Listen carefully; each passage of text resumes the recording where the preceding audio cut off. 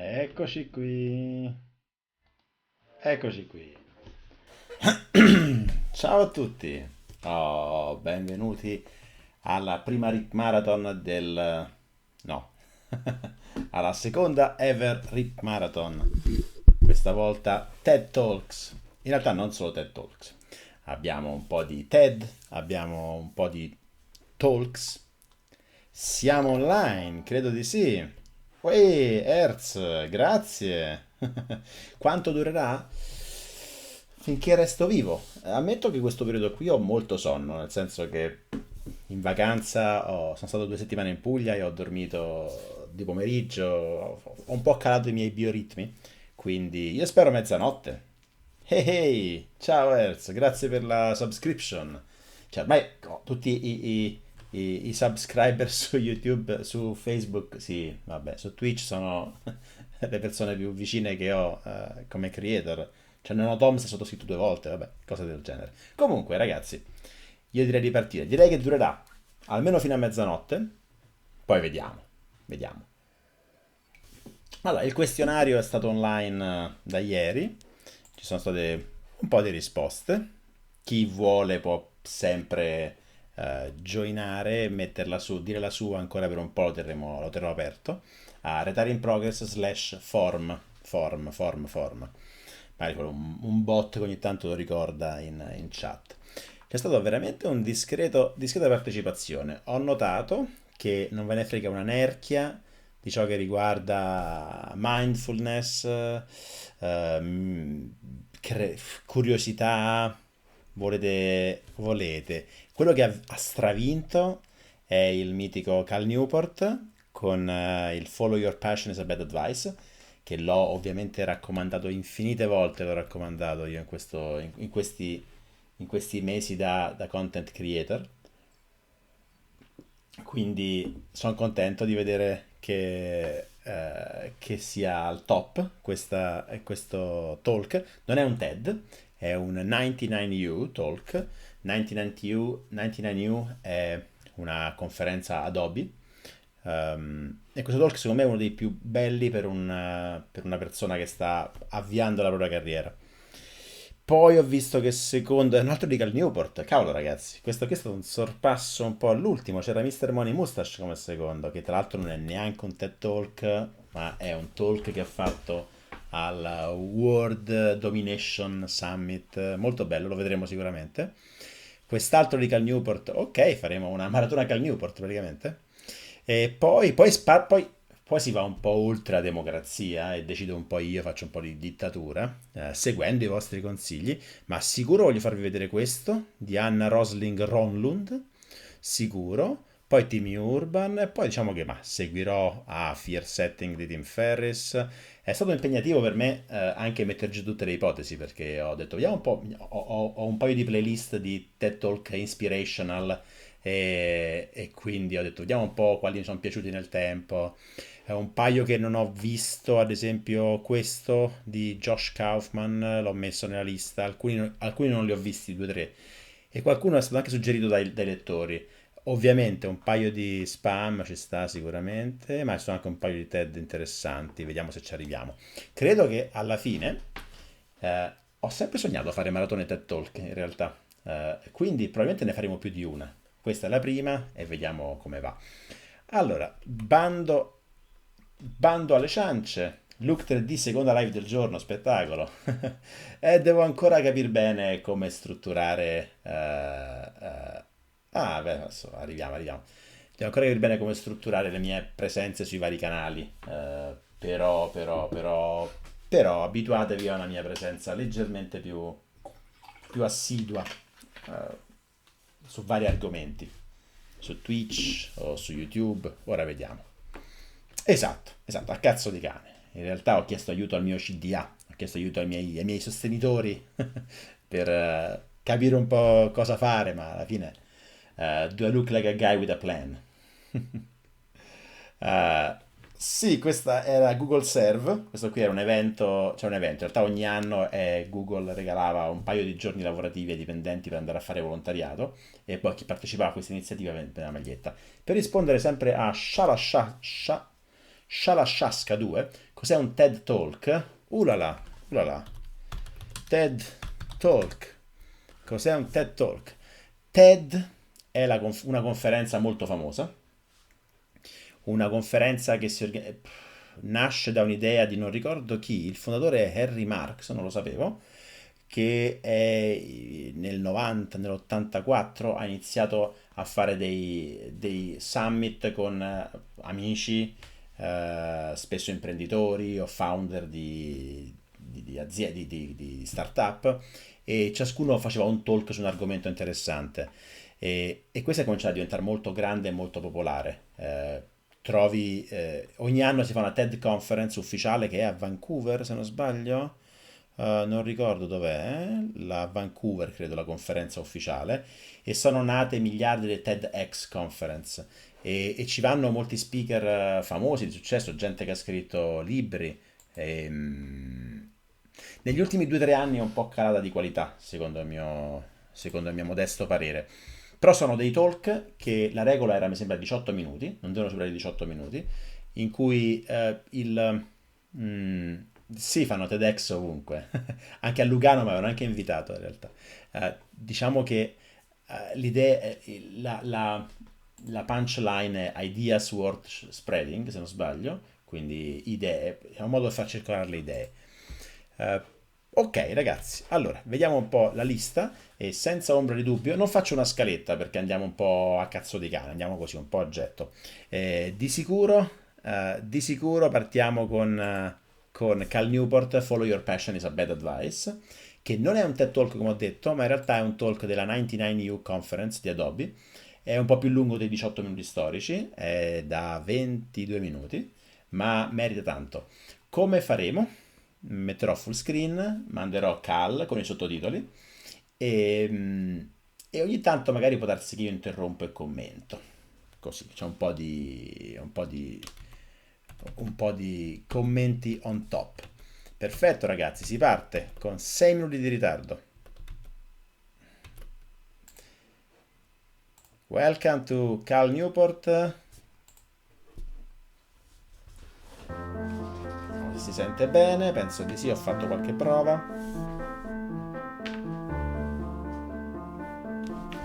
Grazie Mambo Drillo, apprezzo l'intenzione. Non facciamo processi alle intenzioni.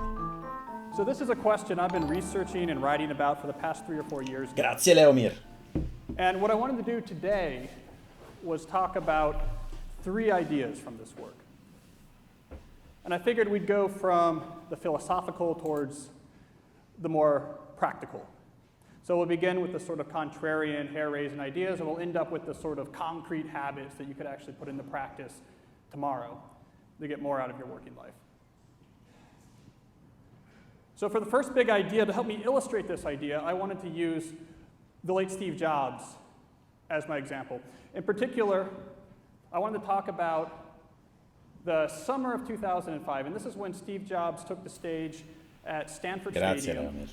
and he was there to deliver the commencement address to Stanford's graduating class. So this was a talk that very quickly went viral. I think it has something like 6 million views or counting on YouTube. It's now seen as an iconic talk. It's a famous talk.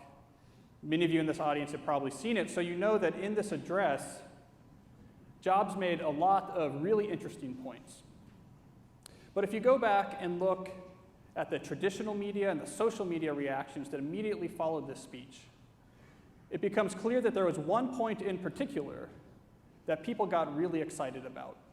And that's when he said, about a third of the way through the talk, the following.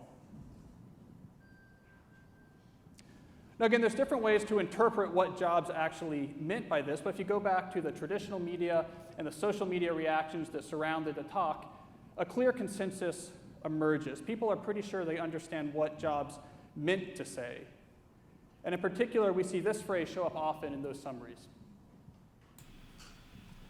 Stay foolish, So stay the reason angry. I'm telling you this story is the fact that people got so excited about this one piece, this one idea from the otherwise very long and sort of full of good idea speeches. The fact that they got so interested in this particular idea emphasizes something that I've found time and again when I've been researching this issue.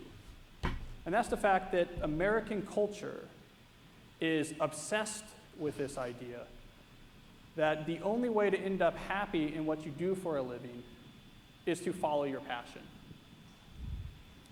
You'd be hard-pressed to find a career guide book, a career counselor, or a career advice blogger whose whole philosophy somewhere deep down is not based on this idea. But there's also a problem here. So the more I researched into this issue, the more I became convinced that in addition to being an astonishingly popular piece of advice, follow your passion is also an astonishingly bad piece of advice. Ok, pausa. È interessante, questo qui secondo me è uno dei talk più belli che ci sono. Ovviamente ogni volta che lo vedo, e sarà la 10ª volta, la premessa è un po' fastidiosa. Follow your passion is a bad advice. C'è qualcosa che ancora non mi torna, perché secondo me andiamo avanti. I want to be clear about what I mean by that.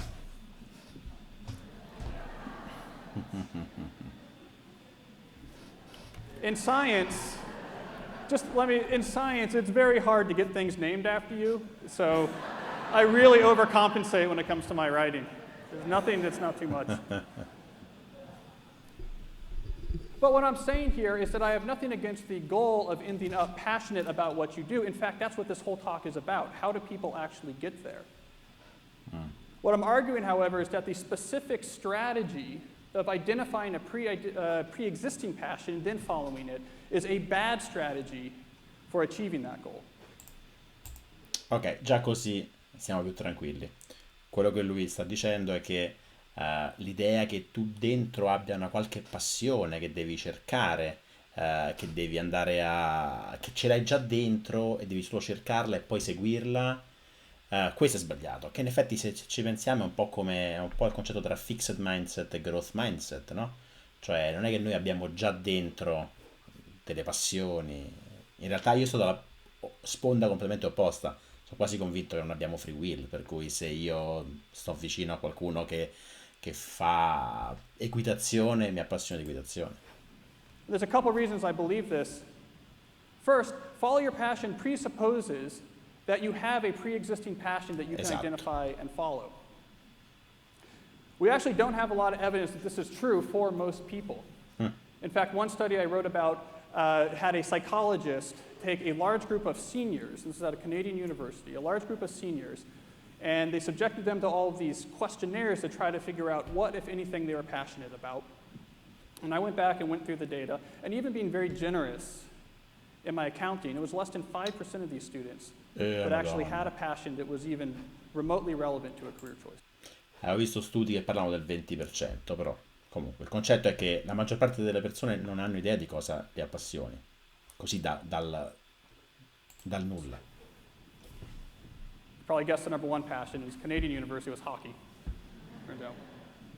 The second problem is that follow your passion presupposes that if you really like something and then match that to your job, you will then, from then on out, have a sort of long-term, engaging, and meaningful career.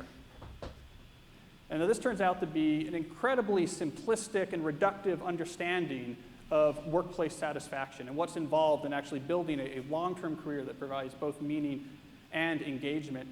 If you want this emphasized, look no farther than all the examples of passionate amateur photographers or passionate amateur bakers that end up miserable and overworked when they open their own photography studio or their own bakery. This tells us that something more is going on here. But I think actually the most ironic example of the insufficiency of this advice is actually Steve Jobs himself. So even though Steve Jobs stood on that stage in 2005 and said what people at least interpreted to mean follow your passion, his biographers make it clear that that's not at all what he did. Right? His biographers tell us that in the period leading up to Apple Computer, Steve Jobs did not have an unusual passion for technology entrepreneurship. Apple was something that he stumbled into. One of his biographers put it this way: Apple was a small-time scheme that unexpectedly took off. Okay. But of course, no one doubts that Steve Jobs ended up quite passionate about what he did for a living. Which tells us the lesson here is it's not how you get started that matters. Maybe what matters is what you do once you get going. Ciao cinghiale. Sì, And si that's TED the theme I Talk. want to explore in the second idea that we're going to talk about. Non è proprio un TED Talk questo qui, ma è un So TED if our Talk. first idea is follow your passion does not consistently bring people to a working life they love, let's ask what does. And to help illustrate my idea here, I want to use this gentleman as my case study. So this is the environmental writer, the celebrated environmental writer, Bill McKibben. Che non conosco. Now, Bill McKibben is someone who loves what he does for a living, okay? He is a celebrated author. He writes books full-time, maybe one every 2 or 3 years. They're big idea books. They're books on topics that he's interested in. He lives in this sort of idyllic town in Vermont, and he has a life, by all accounts, that he's very passionate about. So let's use him as our case study. Let's ask the question, how did Bill McKibben end up with a working life that he loved? Now, I would conjecture that the short answer to that question is skill. If we dive into the details of Bill McKibben's life, we see the turning point for him happened with the publication of his first book in the late 1980s. This was a book called The End of Nature, and it was quickly heralded as a new classic in the field of environmental books, the most important environmental book since Rachel Carson's Silent Spring. It immediately made him a celebrity author, at least within this field. It allowed him to quit his magazine job and quit the freelance assignments. He moved first to the Adirondacks and then to this small town in Vermont, and it allowed him to kick off this life of just writing about what interests him, having an impact on the world, and really enjoying his life. But if we ask, well, how did he write The End of Nature? The important thing to keep in mind is by the time he actually got the book deal for that book, he had become one of the most talented environmental writers of his generation. He was a staff writer for The New Yorker who specialized in these issues. He had a big book deal from Random House to go write this book. The New Yorker serialized the book while he was writing it, so it was definitely going to be seen. It was definitely going to make an impact. The fact that he was such a talented writer by this point is what made him capable of transforming his life in this way that generated a lot of passion for him. Now, there's a question we have to ask here. How did he end up becoming one of the most talented environmental writers of his generation? And I want Quindi il claim è che questo Bill McKibben ha costruito una vita ideale, della quale apparentemente è felice, scrivendo libri, pubblica un libro ogni 3 anni su ambientalismo, su altri temi di cui è appassionato, e essere skillato, cioè skillarsi, essere bravo in quello che fa, sembra essere ciò che gli ha abilitato una vita del genere. I want to conjecture here that he was not born a brilliant or naturally Questo è talented writer. interessante. And I'll use this as my exhibit A. This comes from, as far as I can tell in my research, the first published work of a young Bill McKibben. He published this in the Harvard Crimson soon after arriving as an undergraduate at Harvard University. It was a sports page article about the Celtics opening day game. So it doesn't take a Pulitzer committee to tell you that this is not good writing, okay? It's all the classic mistakes of a very young new writer. It's completely overblown, way too effusive, and of course a completely inappropriate tone for an article where people want to know whether Larry Bird was feeling healthy or not, which was the concern in 1979. But the point is, even if you talk to Crimson staffers today, and this is what it's important to know about Bill McKibben, they still talk about his lore at the Crimson, his work ethic. He wrote an absurd number of articles while there. There's this tale that they tell about, it was like a... Ok, quindi, piccolo takeaway, questo non nasce talentuoso come scrittore, scriveva un po' male, ma aveva una strong work ethic, quindi era consistente, ha prodotto una grandissima quantità di materiale, mentre lavorava per questo giornale universitario, il Crimson, Harvard Crimson. Like a late Cambridge City Council meeting, they came back, he had an hour until deadline, and he bet the fellow editors, a bottle of scotch, that I'll get these 2 articles written and in before the deadline.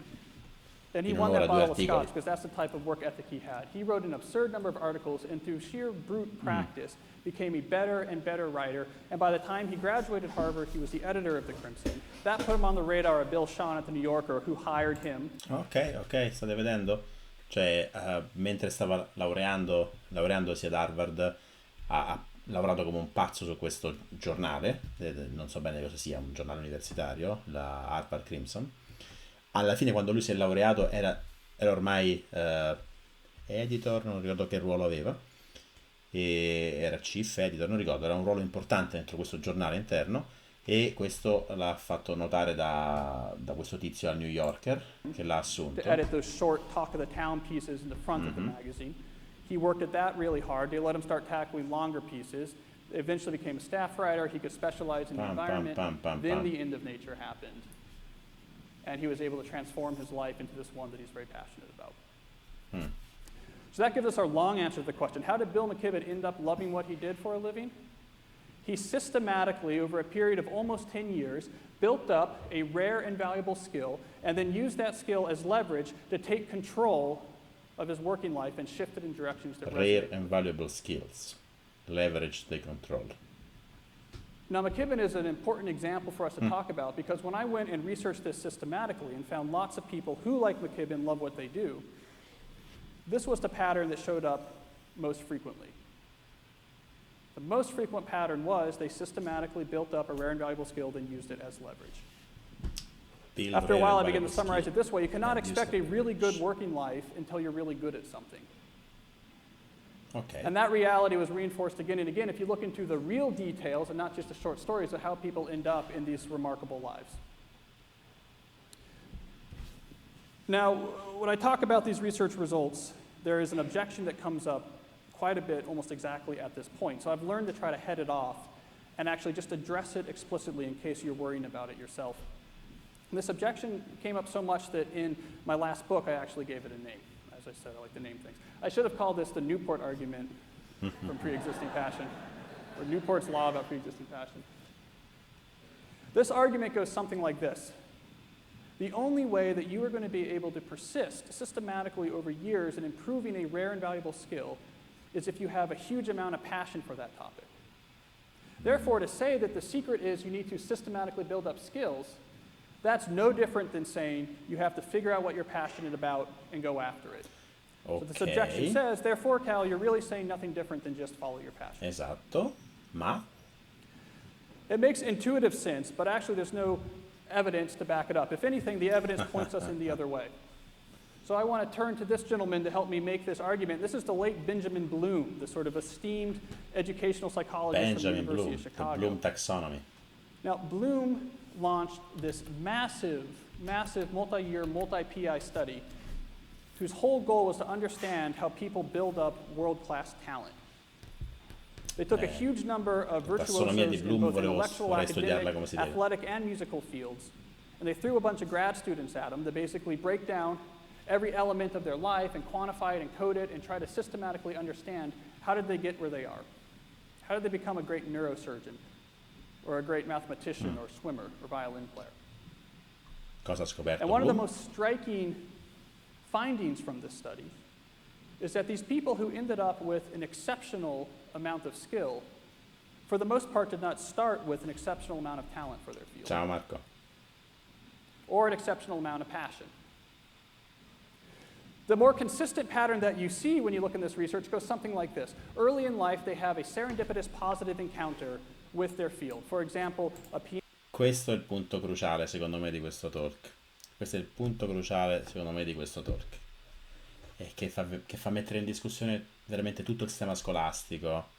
Che lui sta dicendo che le ricerche di Bloom non sono quelle di Bloom, diciamo, la ricerca su come si è sviluppato il talento e la passione per persone di successo nei loro campi viene da early in life they had a serendipitous encounter with the field. Che significa? Che in qualche fase nella vita, presto probabilmente, hanno avuto un incontro serendipitous. Serendipity significa casuale ma in armonia, un insegnante interessante, non lo so, un evento. Tanta gente si era appassionata di esplorazione spaziale quando ha visto l'uomo sulla Luna, quindi un incontro col campo che l'ha triggerato. Early in life, they have a serendipitous positive encounter with their field. For example, a piano teacher who was fun. Esatto, un insegnante di matematica che ci appassiona. They come into this with no pre-existing talent or passion for it. They just happen to have a teacher that was fun. Cavolo. Okay? Because of that, they have just a little bit more persistence with the practice in that very... Bellissimo, bellissimo, bellissimo. Hai un insegnante che ti stimola, allora magari sei stimolato, ti apre delle porticine, vai a studiare per conto tuo, e quindi hai un piccolo edge, semplicemente perché magari rispetto alla media hai avuto modo di fare qualche passo in più grazie a un incontro serendipitoso col tuo campo, e che succede? Che adesso cominci a vedere i feedback, dici, ah cazzo, sono bravo. very early stage of learning their craft. And perhaps because of that, they practice the piano just a little bit more Esatto. than their friends who had the mean or old stern piano teacher. So then they get to the recital and they play, and they're playing, you know, chopsticks, whatever they play, but they sort of recognize, I'm just a little bit better than some of these other... Esatto. Grazie a un incontro fortuito con il campo, grazie a un insegnante o qualcosa che mi ha stimolato, ho studiato di più, mi rendo conto che sono più bravo, ne so più degli altri, ho un passo, ho una marcia, ma viene anche riconosciuta, del tipo, wow, quello sa suonare il pianoforte bene, e questo genera una palla, una snowball. Other people. And that became a little bit part of their identity. It gave them a boost of confidence, enough Parte for them to dell'identità, persist identity. a little bit harder through the next stage of practice when More they got a little bit persistence. better and the gap widened a little bit. More And that gave practice. them enough motivation and enough interest to persist to the next, even harder level where they had to practice a little bit more. Practice, practice, practice. And over time, there's a Persistence. snowball effect. Snowball As they effect. got better, their interest and passion grew. And by the time they were world class, they had a huge amount of passion for what they did. But as Bloom's research makes clear, Sì, che ho that visto il passion grew documentario su along with their AlphaGo. skill. It did not exist at that magnitude in the very beginning. So that's my second idea. How do people end up loving what they do? Well, here's what the research seems to show. so They don't good just I figure can't out in ignore you. advance, here's what I'm passionate about, they're set. They instead build up these rare and valuable skills. You cannot expect a really good working life till you're really good at something. The role of passion in this process is more often better seen as a side effect than a starting point. Passion grows as they get better and as they gain more control. Passion, This notion that follow you have to actions. identify it in advance does not have a lot of evidence to bear it out. Quindi, prima che Cal va avanti, se finisse a questo punto il talk, io direi, ok, quindi, che significa? Significa che come posso usare questa informazione? Oh, vedo che do un po' di commenti, vengo a leggere i vostri commenti. Non è la stessa cosa, ma io ad esempio sono un po' fissato con la raccolta differenziata, cioè,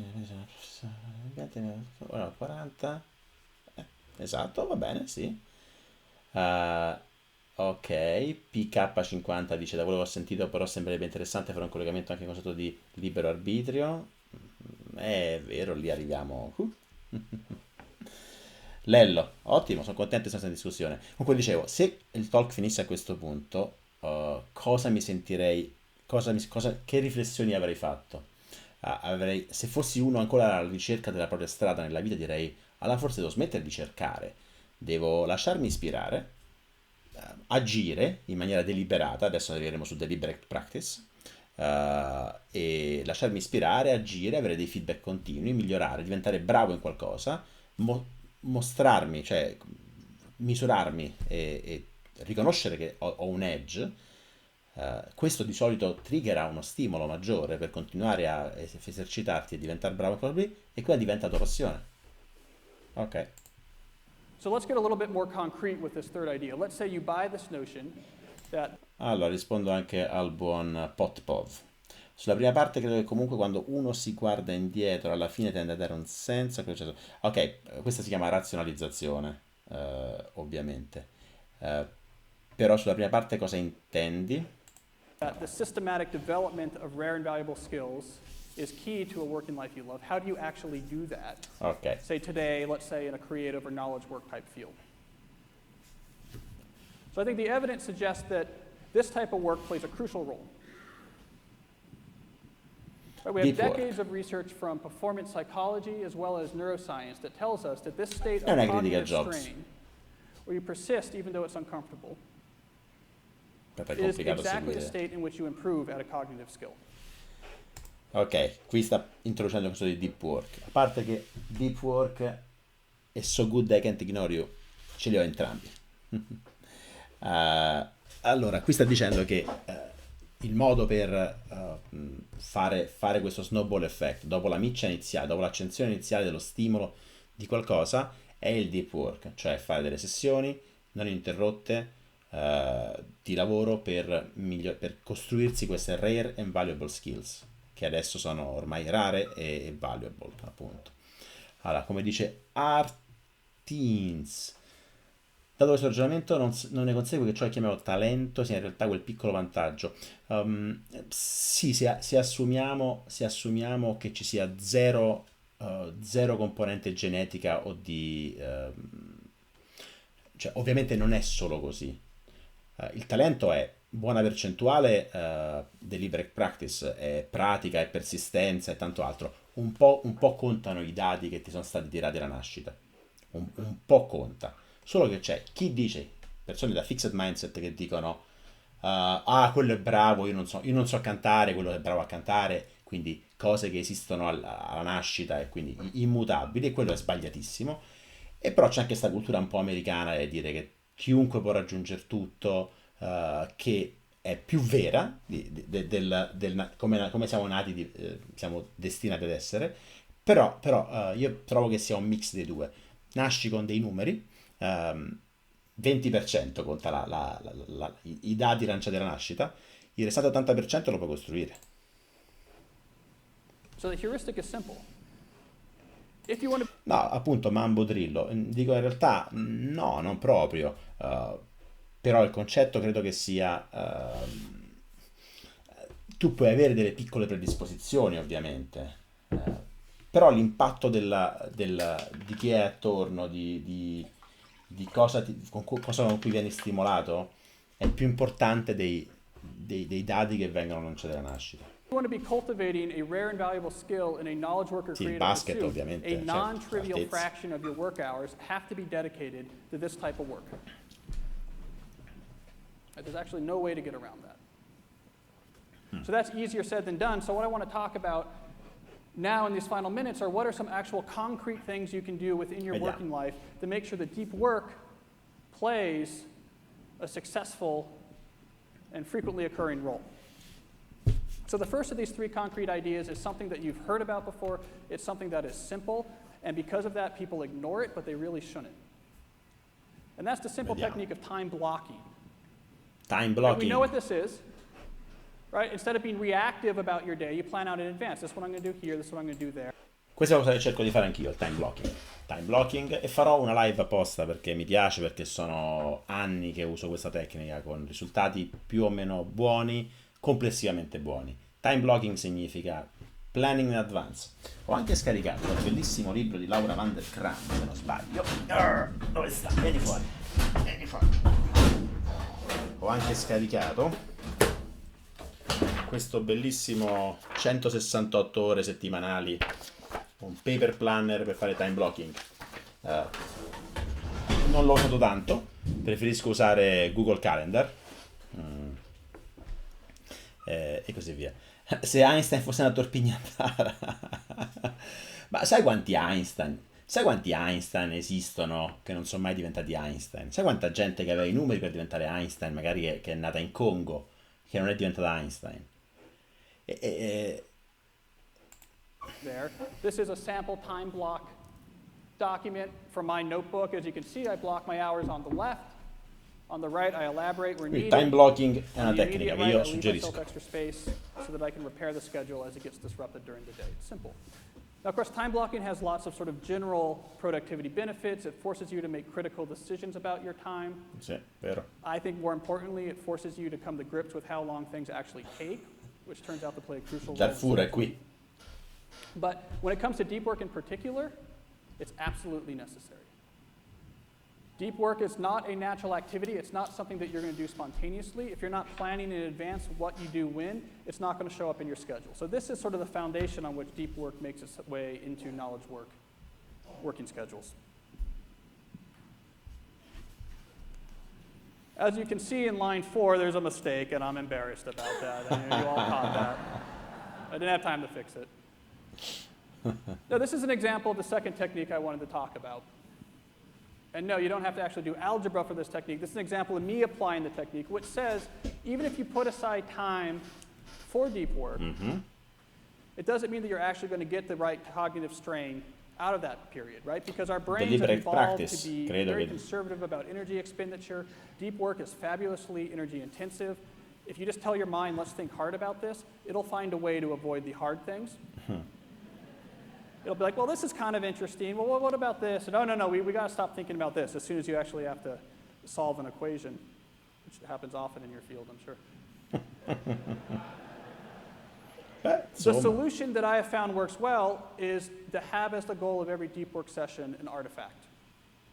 A clearly defined outcome that forces your mind to tackle the hard things it doesn't want to. Bella idea. Lui sta dicendo che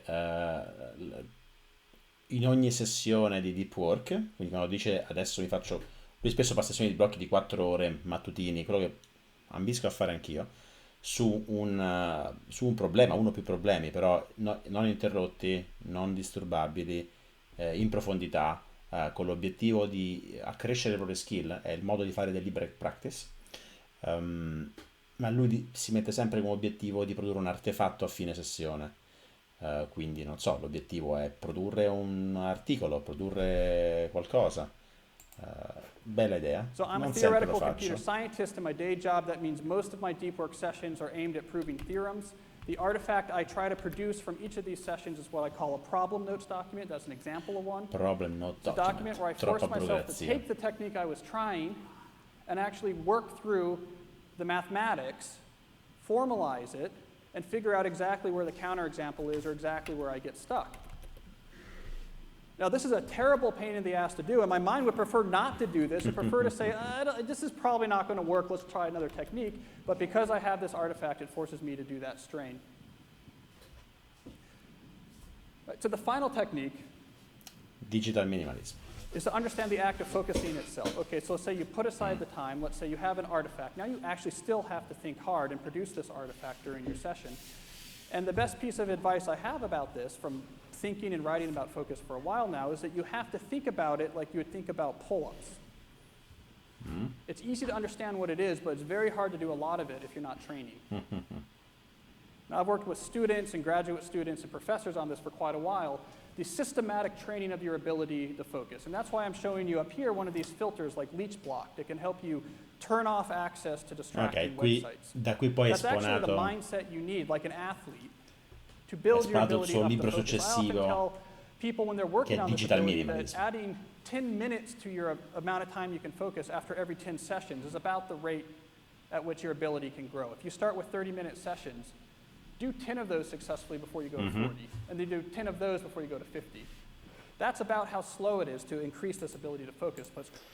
Sta dicendo che arrivare a fare sessioni di deep work molto profonde in maniera focused su un problema, senza controllare WhatsApp, senza controllare mail e cose del genere, è una skill, di per sé è una skill, cioè il focusing, l'abilità di saper fare focusing è una skill molto importante, e che questo qui è un talk di qualche anno fa.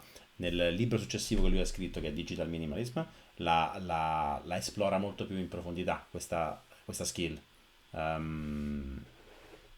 E via. That's crucial to make this happen. So my time is short. Let me summarize what I have to say. Che talk today. So how do people end up loving what they do? We know that follow your passion sounds good, but it's too simplistic. The more common story is that they systematically build up a skill. Passion grows along with that skill. You can't have a good job until you're good at something. And in knowledge work, deep work, and the different rituals and habits that surround it is what's going to help you build up those skills and therefore build this working life that you really love. So to bring it back to where we started, if we look back at Steve Jobs, we see actually this is what he did. So he might have stumbled into Apple Computer, but once that opportunity was there, he was obsessive about building things that are actually of value to the world. And as he did this better and better, as he became more valuable to the world, he became more and more passionate about what he did for a living. So if I had to summarize this in one phrase, I'd say, if you want to love what you do what Steve Jobs did and not what he said. Thank you. Grande Gal. grande Cal Newport. Shalashaska chiede se in Google riuscivo a essere focused. In realtà l'ambiente corporate è proprio pensato per frammentarti il focus come non mai. C'erano meeting che frammentavano il tuo calendario, era molto raro, ambiente open space. Ci sono state delle piccole circostanze, piccoli periodi in cui riuscivo ad essere un po' più focused e lavorare 2 o 3 ore su un problema e oggettivamente sono stati i momenti più belli. Quando io riesco a stare 3 ore su un problema, a scrivere codice, fare iterazioni rapide, erano i momenti più gustosi, più belli. Abbiamo già parlato di quanto faccio fatica le nuove generazioni.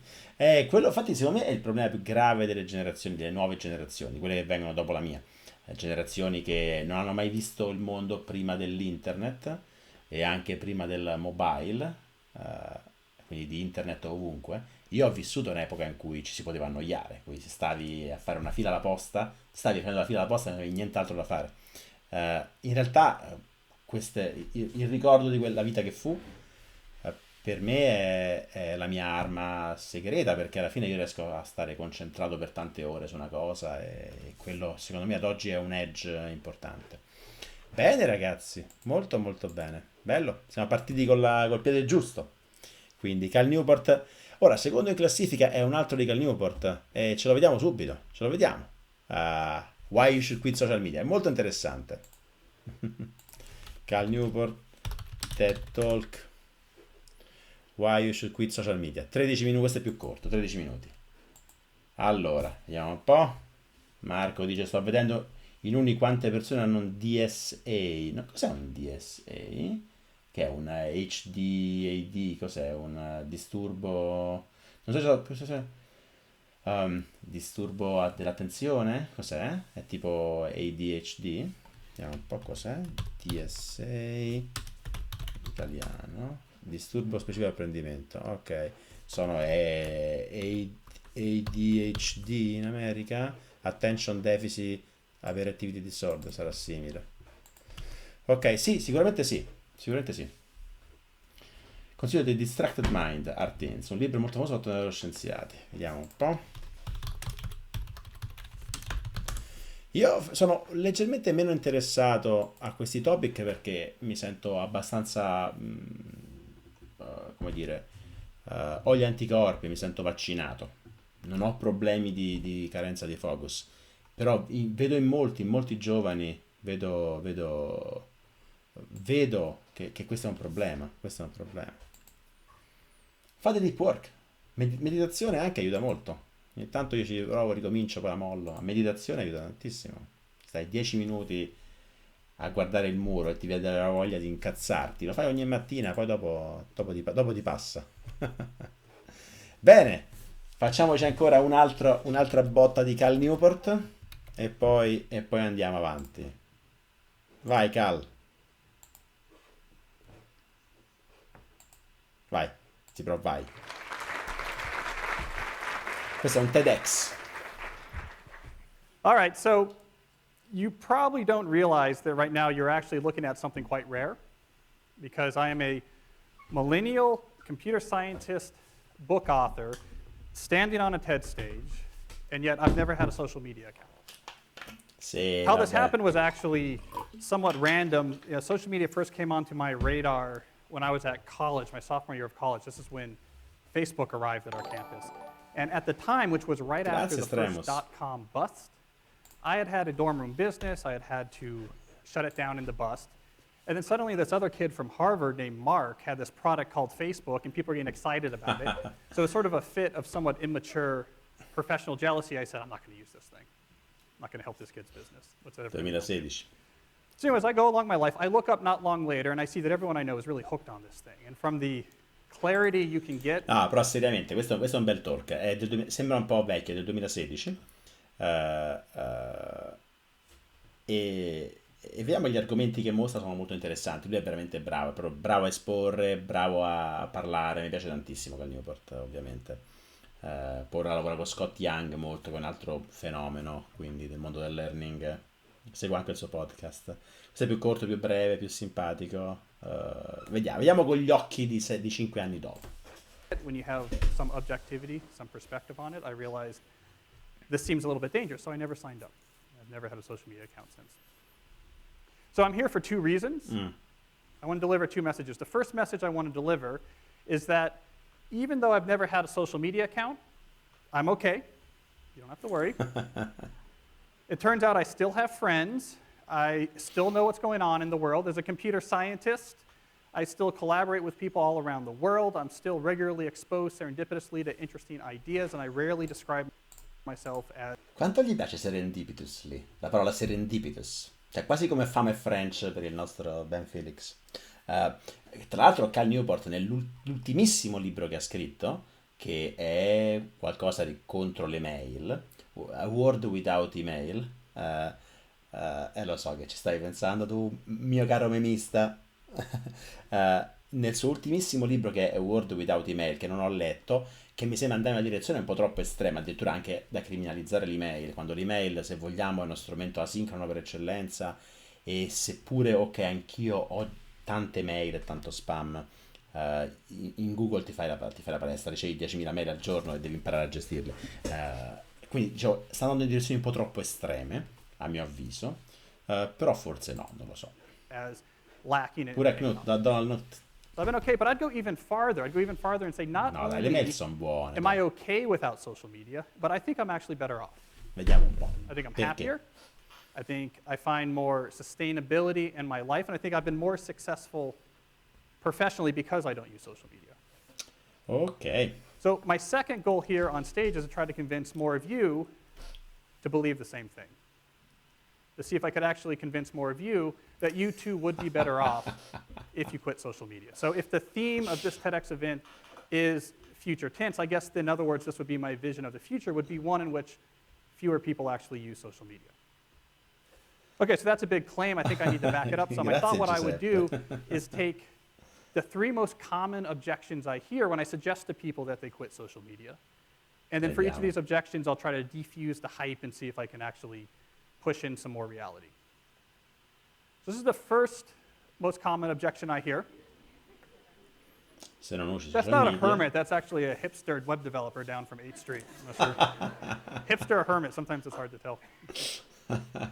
So this first objection goes as follows. Cal, social media is one of the fundamental technologies of the 21st century. To reject social media would be an act of extreme Luddism. It would be like riding to work in a horse or using a rotary phone. I can't take such a big stance in my life. So my reaction to that objection is, I think that is nonsense. Social media is not a fundamental technology. It leverages some fundamental technologies, but it's better understood as this, which is to say it's a source of entertainment. It's an entertainment product. The way the technologist Jaron Lanier puts it is that these companies offer you shiny treats. Ok. Mia prima io sono ovviamente 95% d'accordo con Cal che i social media sono di solito una perdita di tempo. Però forse quello lì era un'epoca in cui veramente c'erano soltanto gattini che circolavano sui social media. Oggi l'utilizzo dei social media, a mio avviso, è se vogliamo, intanto se sei qualcuno che deve fare marketing di qualcosa, sono indispensabili, ma anche se devi fare networking. Sono convinto che il networking sia difficile senza social media. Poi ci capire un po' dove finisce il boundary di social media, cioè LinkedIn è social media, YouTube è social media, Twitch è social media? Non lo so. Se YouTube è social media, allora è la fine, nel senso che io la maggior parte della mia knowledge la faccio su YouTube.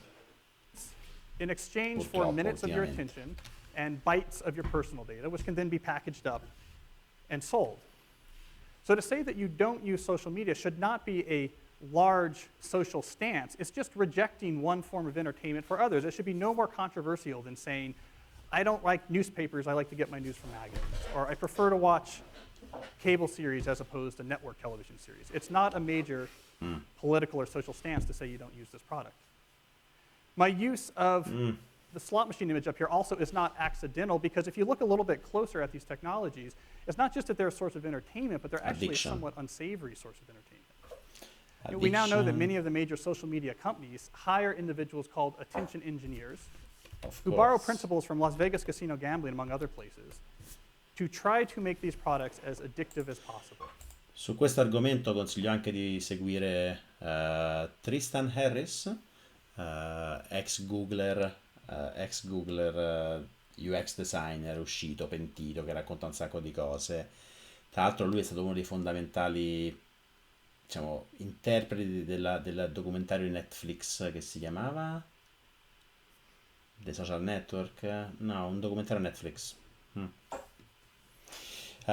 Perlana69 dice dovrebbe essere un discorso circoscritto a Facebook. Diciamo che c'è un range, ci sono social media, no, tutta l'erba un fascio mi sembra un po' riduttivo.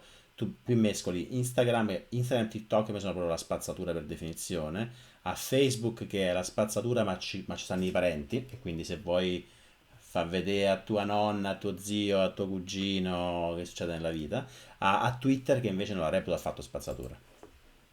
That is the desired use case of these products, is that The you social use it in an dilemma, addictive bravo. fashion because that maximizes the profit that can be extracted from your attention and data. Di Simon Sinek è So it's interessantissimo un not a talk fundamental technology, it's just sui a source of millennial di qualche entertainment, anno one fa. among many, and it's somewhat unsavory if you look a little bit closer.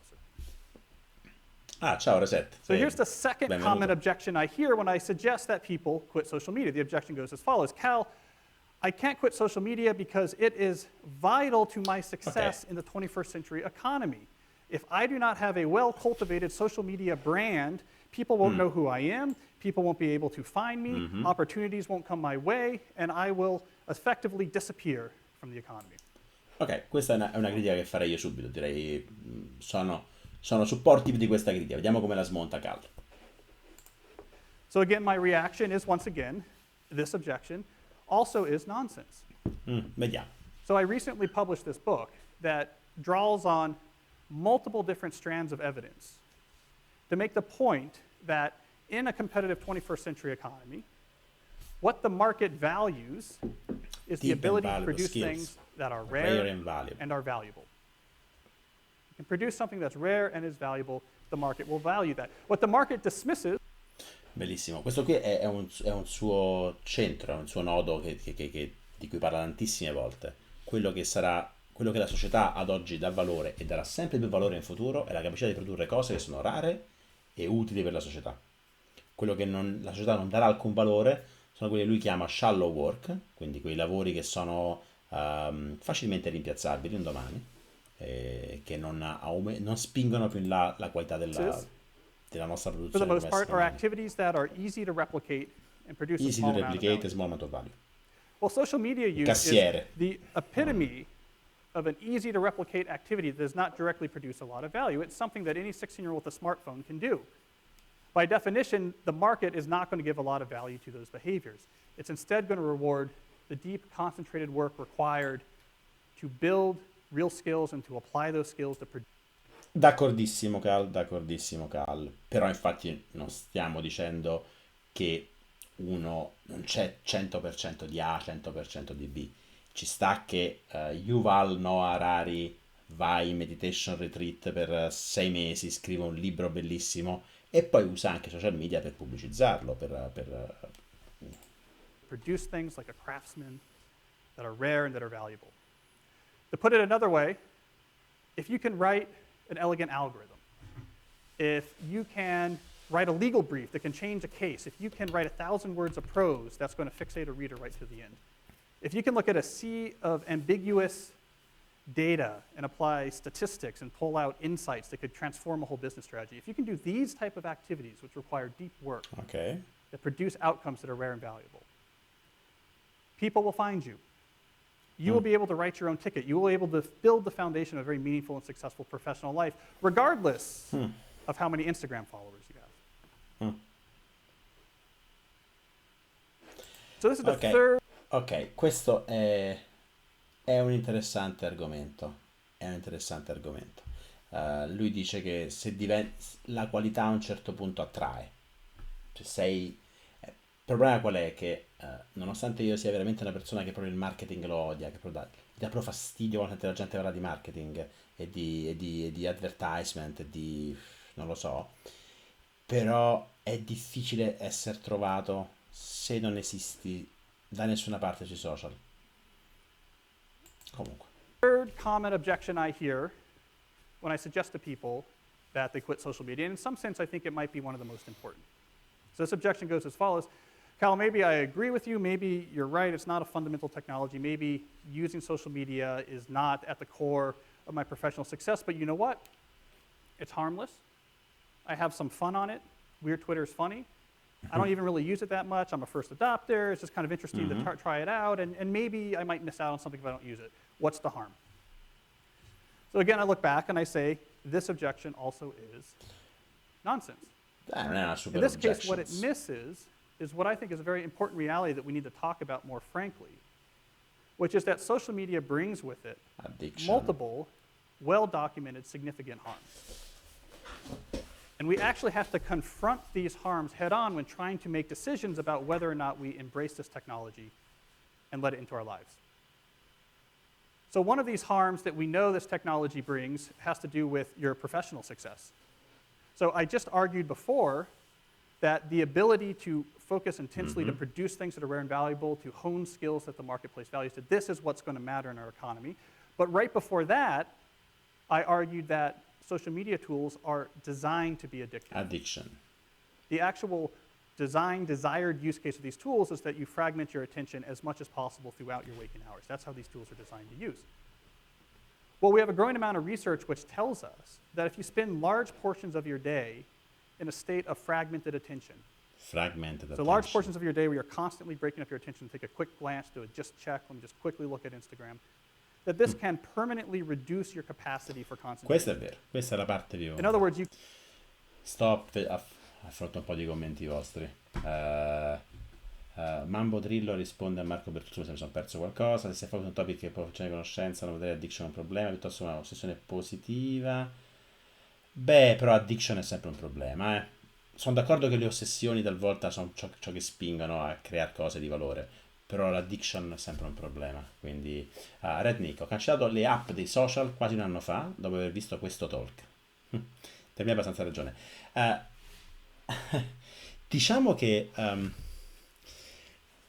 io sono d'accordo, sono molto d'accordo, molto d'accordo. Ovviamente chi ha 20 anni meno di me, io glielo proibirei di usare più di un'ora al giorno certe cose. Però, c'è un però, e sono consapevole che anche se cerco obiezioni a questo suo argomento, le mie obiezioni sono limitate dal fatto che non ho provato a star completamente al di fuori, a ripulirmi completamente, no? Sono come uno che è un po' tentato dal diventare vegano, ma che dice, ma però forse mi manca, ma prova, va di là, e sta 3 mesi di là, scopre che in realtà non manca niente, come ho fatto in passato. Infatti è vero, non mi mancava affatto la carne.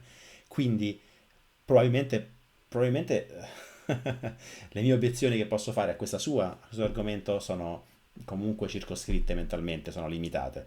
Mi viene da dire come obiezione che sì, è vero che un uso esagerato dei social media riduce la capacità di stare concentrato, è vero, è verissimo. Chi è nato nell'epoca social ha proprio zero capacità di essere concentrato. Io vengo da una fortissima e solidissima base di studio concentrato ai tempi dell'università, era un'epoca in cui non c'era internet, anche all'università c'era pochissimo internet a fine anni 90, e quindi dico sì, un po' guardo Twitter ogni tanto, Facebook pochissimo, YouTube tanto. Non lo so, sento che non si applicano 100% a me queste cose, però tutti dicono così, tutti dicono non è un mio problema. Rip che ferma il TED parlando di interruzioni per rispondere alla chat. Sì. Ho un qualche farfalla che sta volando sulla luce. Vai. You could permanently reduce your capacity to do exactly the type of deep effort that we're finding to be more and more necessary in in an increasingly competitive economy. So social media use is not harmless. It can actually have a significant negative impact on your ability to thrive in the economy. I am especially worried about this when we look at the younger generation coming up, which is the most saturated in this technology. If you lose your ability to sustain concentration, you're going to become less and less relevant to this economy. There's also psychological harms that are Less and less relevant to the economy. Lui è un argomento che porta spesso. Se vuoi rimanere rilevante, se vuoi avere un impatto ad oggi, devi costruire rare and valuable skills. Costruendole come? Tramite deliberate practice e deep work, perché altrimenti diventi irrilevante. Se fai cose facilmente replicabili, se ti accontenti di una carriera di qualcosa che può essere rimpiazzabile dalla tecnologia, non... that are well documented that social media brings that we do Grazie, need to Puff. address.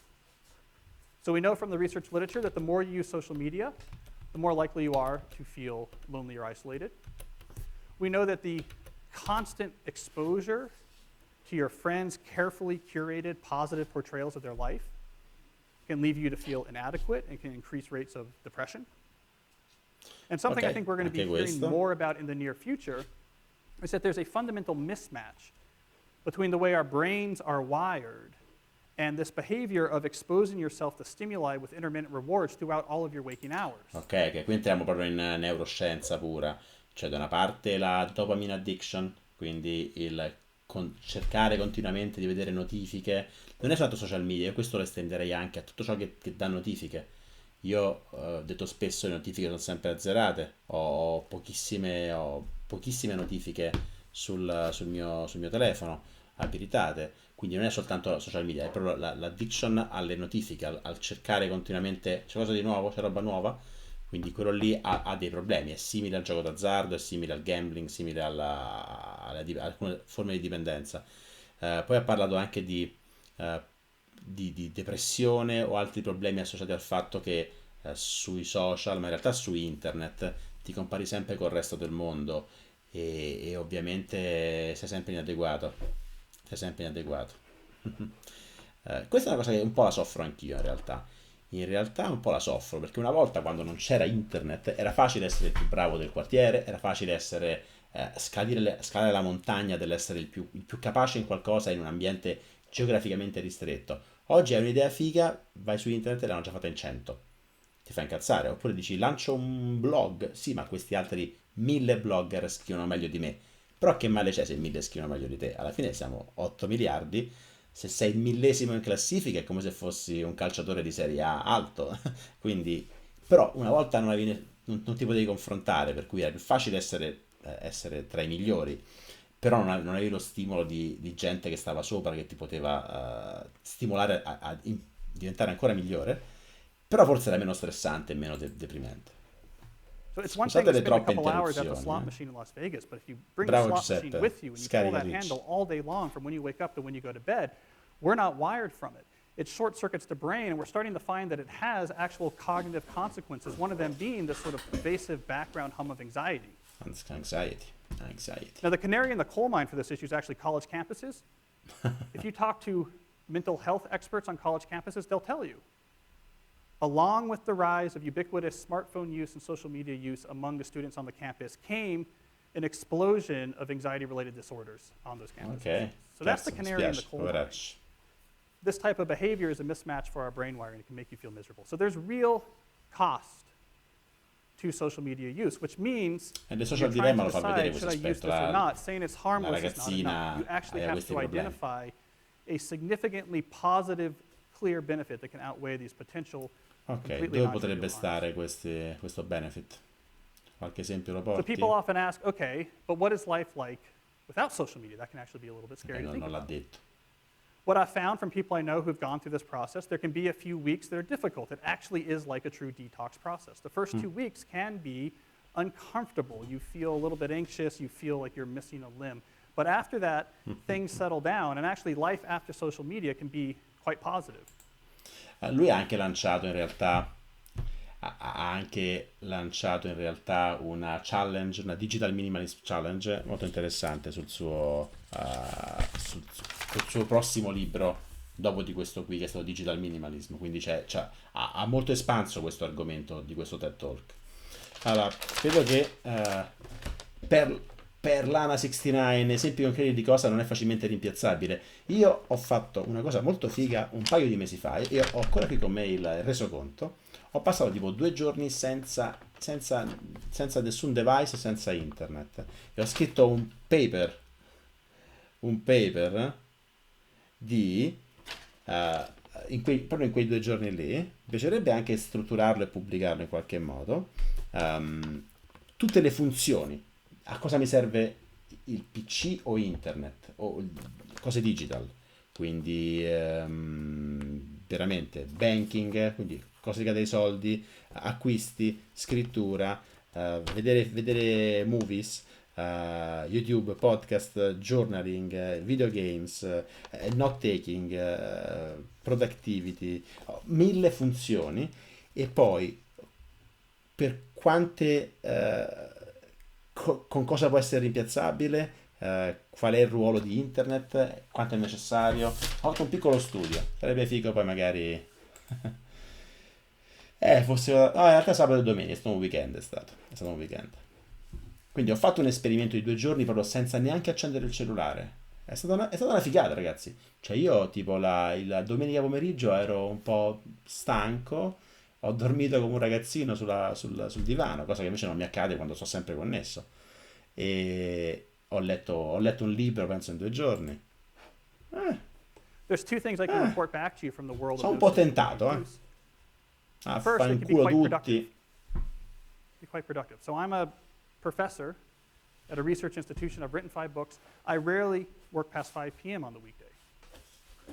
Part of the way I'm able to pull that off is because it turns out if you treat your attention with respect, so you don't fragment it, you allow it to Adesso ti stay whole, leggo. you preserve your Finiamo. ability to concentrate. When it comes time to work, you can actually do one thing after another and do it with intensity. And intensity can be traded for time. It's surprising how much you can get done in an 8-hour day if you're able to give each thing intense concentration after another. Something else I can report back from life without social media is that outside of work, things can be quite peaceful. Torniamo, gli rispondono un po' di vostri commenti. Intanto, altra parentesi su Cal Newport. Cal Newport, così come Scott Young, sono quelli che spingono per il deep work, per evitare il parallelismo, per fare una cosa alla volta, per concentrarsi su un task un bel po' di tempo, poi dopo fare un altro task, solo per il time blocking. C'è tutto un mondo parallelo a loro, quelli di diciamo, Tiago Forte essenzialmente, sul mondo del just-in-time management, cioè in realtà posso fare mille cose assieme se ho un sistema di second brain che mi consente di avere bassissimo cognitive overhead. Quindi c'è un po', e lui ha fatto anche un episodio del suo podcast parlando di questa piccola diatriba che in realtà è risolvibile, non c'è nessun paradosso, sono interessanti entrambi i mondi. Quindi consiglio anche di andare a vedere un po' di roba di Tiago Forte, di leggere un po' di suoi articoli. Comunque, allora, puff, 3 anni fa ho lanciato un'azienda tech che opera attraverso i social perché dopo perché ho visto alcune dinamiche in anticipo. Dopo 3 anni di forte esposizione, sempre nel mio settore, dove ho parlato a centinaia di eventi sul potere di questi strumenti, da un mese ho cancellato tutti i social. Wow, wow, mamma mia. Ok, cavolo, sono contento per te, spero sia stata una bella esperienza. Certo, passare da, da una startup in quel mondo a cancellare tutto, ok, spero tu riesca a trovare il tuo equilibrio esatto. E comunque sì, fire si risparmia su internet. So I often joke I'd be very comfortable being a 1930s farmer because if you look at my leisure time, I read newspaper while the sun comes up. I listen to baseball on the radio. I, honest to God, sit in a leather chair and read hardcover books at night after my kids go to bed. It Sì, sounds old-fashioned, but I'll tell you, they were radio. onto something back then. It's actually a restorative, very peaceful way to actually spend your time out of work. You don't have the constant hum of stimuli and the background hum of anxiety that comes along with that. So life without social media is really not so bad. So we pulled together these threads, and you see my full argument for why I think not everyone, but certainly much more people than right now use social media. Much more people should not be using social media. And that's because we can first, to summarize, discard with the main concerns that somehow it's a fundamental technology you have to use. Nonsense. It's a slot machine in your phone. We can discard with this notion that you're not going to get a job if you don't use social media. nonsense. Anything a 16-year-old with a smartphone can do is not going to be what the market rewards. And then Bellissimo, bellissimo, bellissimo. Anything that a 6 years old with a smartphone can do is not going to be something that the market rewards. Bellissimo, bellissimo. emphasize the point that there's real harms with it, so it's not just harmless. You really would have to have a significant benefit Bello, bello. before you would actually say this trade-off is worth it. And finally, I noted that life without social media, there's real positives associated with it. So I'm hoping that when many of you actually go through this same calculus, you'll at least consider the perspective I'm making right now, which is many more people would be much better off if they didn't use this technology. Now, of course, some of you might disagree. Some of you might have scathing but accurate critiques of me and my points. And of course, I welcome all negative feedback. I just ask that you direct your comments towards Twitter. Thank you. Troll, troll. Bello, bello, molto bello. Bello ragazzi. Bene, bene, andiamo avanti. Stiamo avendo un passo non altissimo. 2 TED Talk nella prima ora, erano molto lunghi. Allora. C'è qualche altra riflessione, qualche altra cosa interessante? Giuseppe dice, sono d'accordo di non fare utilizzare i social prima di 14 anni. Quello è un altro problema, ragazzi. Noi stiamo parlando tra noi adulti, no? Cioè noi possiamo anche dirci, interessante, io posso pensare di ammettere di avere dei problemi con i social o in genere con lo smartphone. Penso di un po' di addiction ce l'ho allo smartphone, cioè ce l'ho un po'. Non con i social, proprio con lo smartphone. E quindi possiamo ragionare su noi con un cervello adulto, ma sui ragazzini è veramente una roba criminale. Veramente roba. Il troll numero 1 è Tech Lead, è verissimo, Tech Lead è fantastico, ma non c'entra nulla. Allora, Perlana. Mister, ma tu hai iniziato ad interessarti così tanto a questa roba mentre ancora studiavi all'uni oppure quando sei cresciuto un po' sei sentito più tranquillo il tempo libero per dedicare a questo? Questa roba cosa intendi? Interessante a cosa? Diciamo che dal 2010, 11, 12 sì, Perlana, però non ho capito bene a cosa fa riferimento. C'è stata un'epoca in cui è cominciato ad esplodere il mio interesse ho cominciato a conoscere internet come strumento per imparare. Cioè per me la cosa più bella che mi ha dato internet, dopo i primi video, dopo O-Game, dopo l'epoca dei videogiochi, dopo l'epoca dei giochi, è stato ehi, ma qui c'è il mondo, ma c'è Wikipedia, c'è YouTube, cominciano a uscire dei video educational, ci sono dei blog interessanti, quindi per me da lì ho cominciato a esplorare le mie curiosità e sono arrivato a questi argomenti. Se la domanda era interessarti così tanto a questa roba, e questa roba intendi i TED Talk oppure riflessioni? Sì, ho iniziato in realtà 10 anni dopo l'università. Mi piace il format del sondaggio sui video e di vederli insieme per discutere. Grazie Marco. A me piace molto, le maratone mi piacciono. Mi piacerebbe un domani riuscire a fare maratone con ospiti. Quindi immaginate a quell'altro angoletto del video altre faccine, altre persone che assieme a me li commentano. Mi piacerebbe game Giuseppe Renzian. Io ero tra i top di Uni 12, ero tipo, sono stato numero 3 per molto tempo, ero fortissimo, capo di alleanze, game. Ok. Puff chiede, tu ti senti di essere addicted? Non intendo sui social classico, magari dai commenti di YouTube o metriche di questo tipo. Bella domanda. Allora, anche per la risposta, con calma, dai, poi continuiamo con la maratona.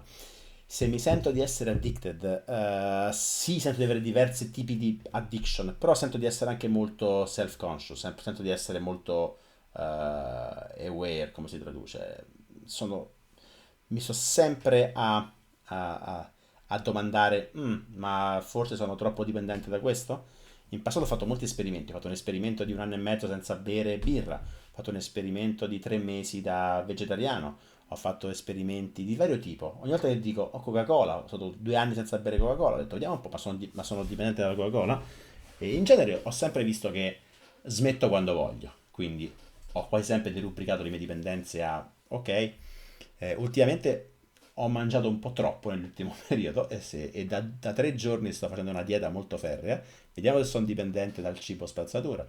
Per quanto riguarda l'aspetto digitale, sento di avere un po' di dipendenza non tanto come content creator, dipendente da metriche e cose varie, sento di avere un po' di dipendenza da knowledge, siccome scrive Shala Shaska, però è una dipendenza che mi piace, cioè mi piace sentire che non mi piace perdere tempo, quindi siccome vedo che ci sono molte cose che mi interessano nel mondo, voglio conoscere di più e ultimamente che sto creando un po' troppo, sto creando, ho perso un po' il treno dello studio approfondito, quindi probabilmente vorrò prendere un po' di pause per passare ore a studiare, estrarre note e rimpolpare la knowledge che sto un po' mettendo in secondo piano ultimamente. Allora, per Lana dice non saprei tutto quello che non sei obbligato a fare, che non sia esattamente connesso agli studi. Ah, sì, mi sono detto dal 2008-2009 ho avuto una sorta di rinascita a 31 anni, ricordo, ho finito una relazione, stavo a Milano, lavoravo in Milestone, non sapevo dove stavo andando. Lì ho avuto una sorta di rinascita spirituale, intellettuale, non lo so, a 31 anni ho avuto una fioritura, ho cominciato a leggere molti libri e sì, quello per me è tutto, cioè il resto del lavoro mi intralcia. Vorrei dedicarmi alla cultura, allo studio, all'approfondimento, alla conoscenza, a fare rete su questo qui. È una roba, mi piace tantissimo, è come uno sport per il cervello. Sento di avere capacità di ragionamento elevate, mi fa molto piacere. Quindi sì. Allora, fino a 10 anni fa si diceva che passare 3 ore sul web erano veramente troppe. 3 ore, magari, io vado in doppia cifra ogni giorno. Allora, bisogna considerare che seppur con aspetti negativi, i ragazzini di oggi stanno crescendo con una vastità di contenuti interessanti, è vero. Il problema è che spesso non sanno distinguere ciò che è interessante da ciò che non è interessante, perché c'è veramente troppi contenuti. A me continuano a scrivere tantissimi ragazzi, anche in gamba, a 20 anni, che non hanno idea di cosa fare, a chi affidarsi, e si sta tornando un po' a cercare la persona a cui affidarsi. Quindi c'è difficoltà a creare uno spirito critico, a creare a crearsi gli anticorpi per saper giudicare eh, ciò che è spazzatura da ciò che non lo è. E quindi spesso si arriva a chiedere: ma questa persona è interessante, quindi seguo questa persona. Quindi ci si tende un po' a seguire dei guru, e questo qui non va bene. E per i ragazzini questo è un problema, perché veramente tutto è disponibile, c'è tantissima conoscenza. Se però io cerco qualcosa in un campo che non ne so niente, se cerco su Google, trovo in cima gli argomenti che sono quelli più SEO, più clickbait. È difficile farsi una cultura se non sai dove partire. Ok, Shalashaska è un personaggio di Metal Gear. Non l'ho mai giocato a Metal Gear. Ok. Io a te come guru. No, no, no, ragazzi, no, no, niente guru, niente rip guru. Eh, Prendetemi come magari non so, stimolo, ma io sarò sempre a ricordarvi che dovete farvi pensieri autonomi. Ciao Mike, benvenuto. Ma i bimbi come no, lo so. Allora, perfetto. Andiamo al prossimo video. In classifica avremmo uno Scott Galloway su Amazon App. Oh, minchia, ormai però andiamo a cannone. Cioè, sta diventando un TED Talk anti, eh, anti-social, anti-tech. Non era quello che volevo, non era quello che volevo. Però l'avete votate, che devo fare? Fear setting, voglio vedere. Allora, sicuramente questi 3 e 3, 6, 7. Andiamo con Mr. Money Mustache. Dai, Mr. Money Mustache. Uh, uh-huh. Mr. Money Mustache. Mm, Eccolo qua. Elaborate scheme with this guy, the Piano, cool piano, name. piano, piano. Allora, saltiamo un po' di palo in frasca, eh? Green screen e fondo tubaino. Allora, aspetta che non mi piace ogni volta spammarvi così. Mm. Bene ragazzi, saltiamo di palo in frasca. Mr. Money Mustache è uno dei blogger più famosi nel mondo della financial independence e questo talk racchiude un po' tutto il percorso molto americano, se lui è canadese, semplifica un po' il mondo della financial independence ma dà begli argomenti che sono veramente, veramente molto molto molto belli. Vai. Thank you. Good evening, fellow world dominators. So I thought I'd start by explaining this nonsense, which wasn't really part of my original talk, but it's now officially Saturday night, and Mr. Money Mustache is not supposed to be seen on a stage delivering an effing PowerPoint presentation on a Saturday night. So I thought at least I could enjoy a beer while I do this. So last night at the party, I set up this elaborate scheme with this guy, a cool neighbor of mine named Jonathan, and he was like, yeah, how about we'll get some beers, and then I'll pass one up to the stage to you, and then he'll be like, this will help you out with your talk, Pete. And I thought, that's great, because that's totally in line with the community aspect of the WDS. I mean, this is my neighbor helping another neighbor out while we're both here in Portland. But it turns out that you can't really do that on this particular venue on this night because of some nonsense about like the liquor laws in Oregon or something. Niente birra. So you're gonna have to use your imagination every time I take a sip from this, and I do need a drink sometimes when I'm talking. Just imagine this is a big, frosty, like Portland's best pale ale of some sort, and we're all having it together.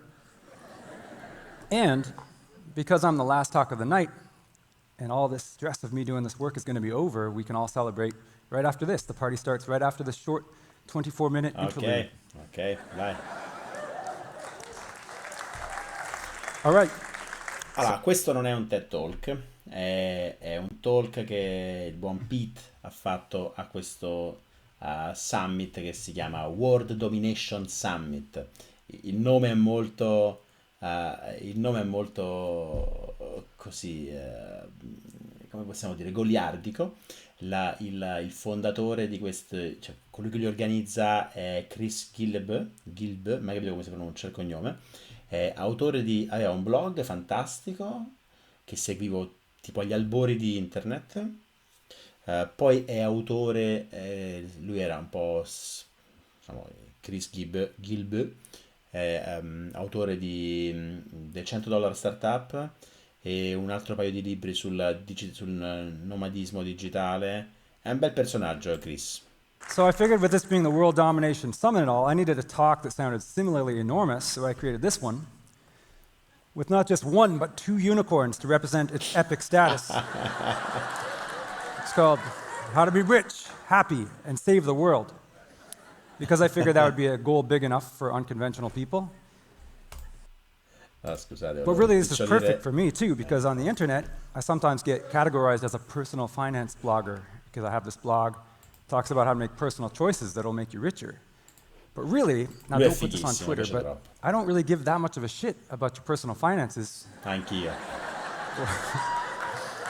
What I care about is how much better a world we're all going to get to live in if we all become a bit more rational with our money.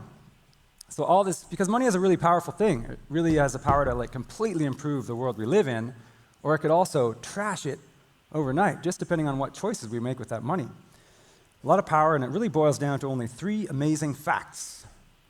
3 amazing facts that will make you rich. Now we're going to begin with a quick list, and then we'll get into the details of each one so we can put this stuff into practice in our own lives. So if we're ready, we shall begin. Fact number 1, almost everybody sucks at money. And this includes the middle class, the poor, our financial advisors. This is way funnier than I expected to be, thank you. Most of our stock market traders and gurus and what we consider to be the rich people, and of course even our presidential candidates, and the mayors of our cities, and the people who design the cities that we live in, they all suck at money. But what do I mean by that? You're going to have to stay tuned, because first we have to cover fact number 2. Getting rich enough to retire only takes about 10 years. None of this 45-year nonsense where you retire at 65 or 70 or never, like they keep telling us in the newspapers. And just as an example, here's my own story. You can follow along with the arrows. Here's me at 21 years old, drinking some beer with a buddy because we had just finished engineering school, Cheers, Travis, if you're watching this. Next, here's me about halfway through my career at 26, rocking a little low-key Satan costume in my cubicle one afternoon, because it was Halloween. Halfway through my career. Then, at the bottom, there's me at 31, freshly retired, enjoying a beach on Hawaii with some friends on a kayak trip. And then fast-forwarding another 10 years, here's me very recently on another beach with some more friends, a bit less good-looking, but at least I'm still retired, still having a good time. And it's not just me who has this early retirement superpower. Most of us in the United States and other rich countries have options. 10 anni tra Canada e Stati Uniti con stipendio molto alto, però con spese molto basse. Lui è uno che diciamo è un sostenitore forte della frugalità e del tagliare le spese il più possibile. Lui sostiene ancora che spende $25,000 l'anno, ha avuto stipendi ovviamente 4-5 volte più alti e in 10 anni ha raggiunto la financial independence. È credibile, è vero quello che è successo. Di Mr. Money Mustache poi dopo, vabbè, si potrebbe fare una maratona di post. Options like this open to us. That's fact number 2. Fact number 3, work is better when you don't need the money. Bellissimo, bellissimo. Now it's wonderful. Non si ambisce alla financial independence per passare il tempo sulla spiaggia. To become rich enough to retire. But what if you don't want to retire because you can't imagine yourself sitting around all day? Well, I agree. Because you're watching this talk, all of us are going to become quite wealthy at a surprisingly young age. So congratulations on that. But you're probably going to keep working. You just might choose to do different work. And you're definitely going to have a lot more fun doing it because work is better when you don't need the money. So before we go any further, we should probably take a step back and I can explain to you who I am and why I could think I'm qualified to change the diapers of the entire rich world like this. On the internet, my name is Mr. Money Mustache, and these days I'm an accidental, part-time lifestyle guru and the leader of an ironic fake cult that is called mustachianism. And 15 years ago, I had a dream. Bravo, Giuseppe. My girlfriend Grande. and I had been together for a while, and things were getting serious, and we were figuring we'd probably get married eventually. And poi divorced. Il buon Mr. Money Mustache, come Jeff Bezos, come Bill e Melinda Gates, un paio d'anni fa divorziato. probably have kids eventually. But we both wanted to be free from the need to work before our first baby was born. I wanted to be a super dad. I've always idolized the idea of a super dad, and she wanted to be a super mom. Now, luckily, we both grew up in Canada, so nobody had told us that this is actually impossible. So we did it. We took the 10-year path to early retirement. I graduated, got a job. No, non ha fatto ciao fire. Alla fine lui il suo blog ancora genera $400,000 l'anno. Lui vive con 25.000, credo, dice, però ha un business, cioè il suo blog è ricchissimo. Anche il divorzio è stato molto lightweight, secondo lui, quindi non ha fatto ciao fire. Worked really hard, rode bikes, rode my bike Anche to metà work, dei suoi soldi drank beers, basta fixed up my house, learned about the stock market and investing, and was able to retire just before my 31st birthday, and not too long after, our baby boy was born. So, the goal was reached. I was a super dad. We were both super parents. Grande. We played together as a family on the weekends, but also on the weekdays. We went on all these big trips together. I read my little son hundreds of big books. I taught him how to read and how to ride bikes and later music and math and physics and all this stuff. It's been a great dream. It's been a wonderful 10 years together, and now we have this awesome little 10-year-old guy. But it still wasn't very easy because it turns out that raising a kid is surprisingly hard. Who knew? And I can imagine that raising more kids is correspondingly harder. Porca miseria, non me lo But dire. shit, we were sure glad we didn't have to commute to 2 office jobs and like perform in these mega software careers at the same time as trying to do all this stuff. But meanwhile, so all this was going on, and instead of the 10-year path to retirement, our friends and former coworkers were on a completely different path. They were on the 10-year path to still Brokesville. And that goes something like this. You graduate with huge student loans, and then you get your first job, then you buy your first car, but it's a brand new one, so you buy it on credit, and then you go out to Friday night happy hour every Friday, and you go out to lunch every day, and you spend hundreds of dollars every time. Eventually, you might meet somebody special, so it's time to get married, and you spend $25,000 on a wedding, Then Cazzo. you buy your first Come me. house with almost no money down, because who could ever save up $25,000 for a down payment? Then later, you have to upgrade your house, and then later upgrade your car to a bigger one with a bigger car loan. And along the way, you're probably getting yourself some nice treats like $2,500 road bikes and $3,000 mountain bikes. And before you know it, you're 30 years old, and then 35 years old, and 45 years old, and you still have no money. And this might sound pretty familiar because it's what everybody does. This is a standard definition of a prosperous American L'America è un po' middle-class life. diversa, l'America è così. Pardon me, let's all have a drink.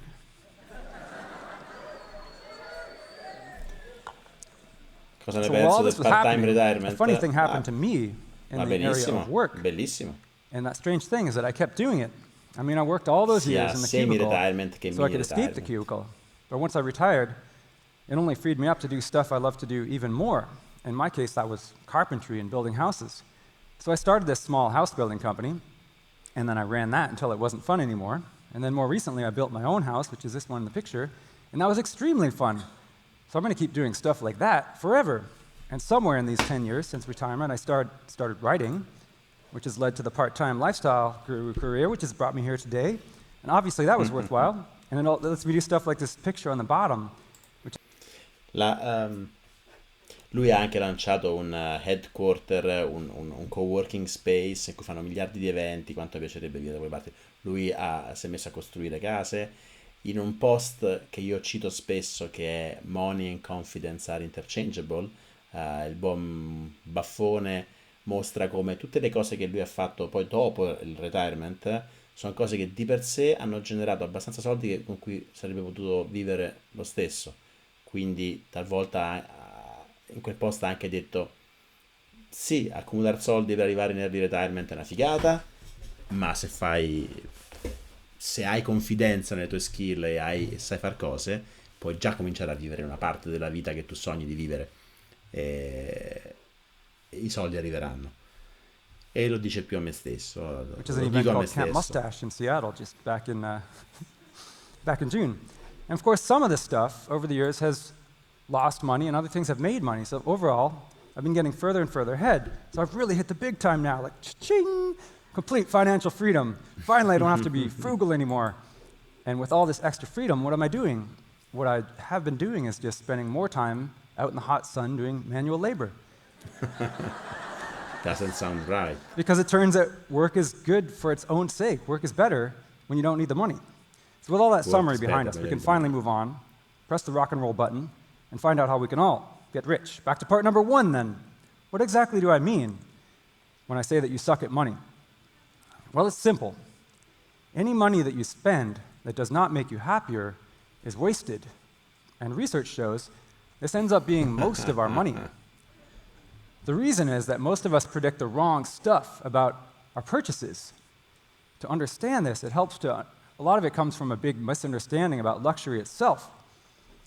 Most of us assume that luxury products and showing off our wealth is preferable to good old-fashioned hard work in solving our own problems. We all say stuff like, well, of course a life of luxury is better. If that weren't true, why did they invent luxury in the first place? The kings and queens had figured this out generations ago. Even I used to think this. Back when I was 21 years old, my goals and hopes and desires were completely different from the stuff I value here. Qui si potrebbero aprire parentesi infinite, ma poi vediamo solo questo perché vorrei andare anche avanti. Qui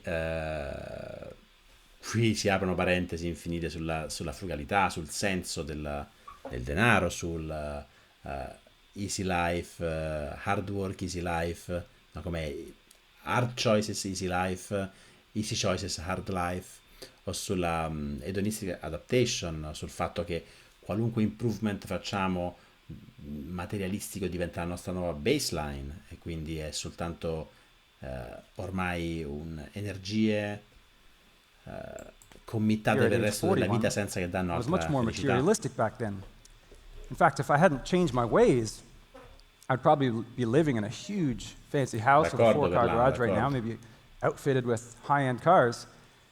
But I would have no money, and I would probably be a lot less happy because I wouldn't have bought my freedom and I wouldn't have been able to enjoy those 10 years that we've enjoyed so much these past 10 years. I would be just another person who sucks at money.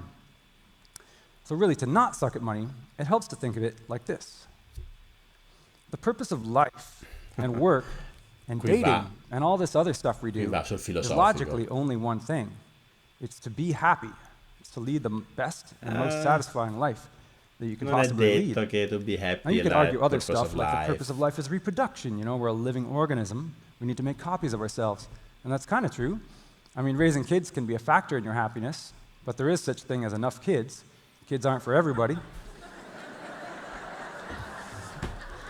You could also argue that just thinking about yourself is selfish, and you should help other people. And this is true. You really should help other people. It's a great thing to do with your time. But Giving. it turns out that helping other people Helping and making them others. feel better makes you feel better too. And feeling better is just a fancy way of saying being happy, which brings us right back to the smiley face, the actual logical purpose of life. But what does all this have to do with money? You could think of it this way. Imagine that you're this caveman stick figure. You've got a nice, Che semplifica got a nice molto. fire there, access to nature. Is it possible for this guy to be happy? Well, maybe. But There's maybe something it gets basic freezing cold at missing. night. Or maybe there's dangerous animals in the area. So we expand his lifestyle just a little bit. We'll give him some Indeed. shelter. Ok, una Is this a casa. complete life for our caveman stick figure? Cheers. Dai, no, ma manca una compagna, un compagno. Well, obviously not, because one of the basic needs is not met, which is food. So we'll give some food to the Food. man. Ok. Is this a complete life? It's getting better, but most of us benefit from companionship, which I've represented here with this stick figure diagram of my wife. Ma Now, quella non c'è più però. what you have here, especially if these people are part of a village with strong social ties, really is the complete picture for human happiness, because they can laugh and love and learn, Team raise Maslow, babies, Team Maslow, and actualize themselves and solve self-actualization. problems and create music together, all this stuff. And that makes sense because most of human existence has been spent in these conditions, about 99% of it. It's just that we weren't around to see that. But just for a thought experiment, let's expand it a little further. Suppose Mr. and Mrs. Sta dicendo che per il 99% dell'esistenza umana quella era il massimo che si poteva ambire e che rendeva le persone felici. Stick figure hit the big time. Non so se Mr. Money And Monster they ci expand their divorziato, lifestyle non ne a little parla more. mai, non ne parla mai. So Ora now gli- they've got a gli nice sta dando symmetrical mansion with a Bentley and a symmetrical Mercedes mansion. and a fountain there. Are they happier now that they've left the village of the sick people? Well, maybe. But maybe not, because they've probably severed a lot of social ties when they moved out to the country like this. But just to keep going, let's see if we make things a little better for them. What if they get a few more Bentleys, a few more Benzes, and some butlers to help out with all the hard work of maintaining this compound? Does this make them happier now that they have to put less effort into their lives? And if so, we should probably add a bed, because what could be better than lying in bed and having everybody serve you stuff and you could just gaze out at your luxury empire?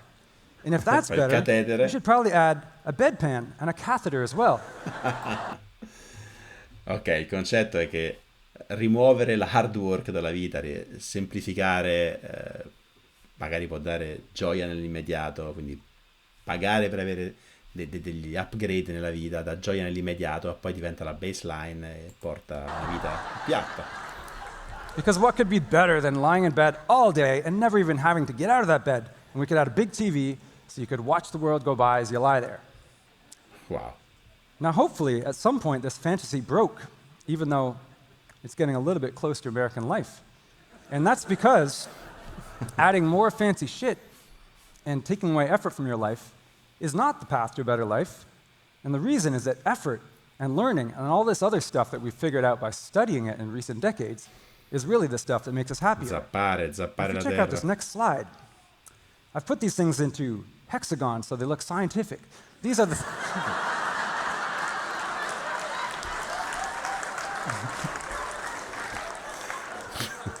these are the things that psychologists and a lot of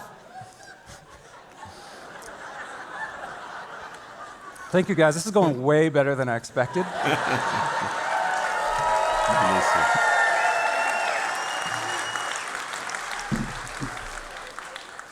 All right, so these are the things that psychologists have figured out actually have an effect on human happiness. You've got friendship, Friendship, freedom. health, Meaningful work, there's that word again.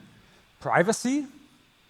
A philosophy of life, which is what helps you decide how to react when things go wrong, and that's something that's missing in a lot of our lives. And of course, community, access to a network of friendly people. And as it turns out, all of these scientific hexagons were covered way back here in the village of the stick people, because they could laugh and learn and solve problems and have relationships and all that. And meanwhile, whenever I show up in the news, poor old Mr. Money Mustache, everybody starts complaining. They're like, that guy's crazy. I could never lead a life like that. Hardcore frugal. I hear they try to live on $25,000 a year. They must be using like leaves and rocks for their toilet paper, which is obviously nonsense. I mean, here's a picture of me enjoying my brand new spatula and frying pan in this badass kitchen that I got to make myself. This is way more than the stick people have, and that's the whole point.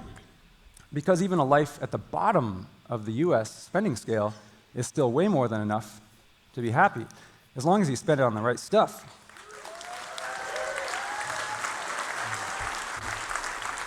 Grande, grande.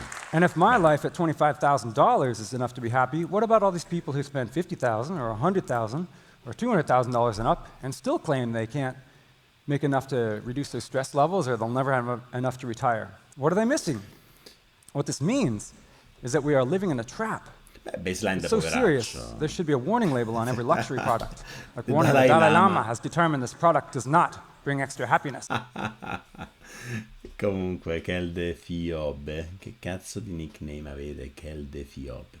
Sembra davvero che credo sia una baseline poveraccio. Poveraccio, perché poveraccio? Io trovo che sia una persona che ha bisogno di poco sia ricchissimo. Io invidio il me stesso di anni fa che aveva bisogno di molto meno e vorrei tornare a quello stato. Cioè, quando vedo un monaco buddista mi sento quello è l'uomo più ricco del mondo. È un cambiamento di percezione. And it's because they've neglected this basic truth that extra luxury products are not bringing us happiness. But yet, every financial advisor and newspaper journalist and politician is still stuck in this assumption that they do. They're all saying stuff like, well, I forgot my next line. Okay. Anyway, the next part is, we have wasted trillions of dollars on stuff like suburban highways and like sprawling suburbs with no soul in them and stupid cars and trucks to drive back and forth on them every day, when really we would have been happier just living in a small village or living in smaller places within walking distance of each other and access to nature. And that means most of our personal spending and our government spending could be much more efficient if we could just learn not to suck at money so much. So with that all behind our belt, we're ready to move on to part 2. Can I really become rich enough to retire in 10 years instead of 45 years? And if so, how the feather could I possibly do this?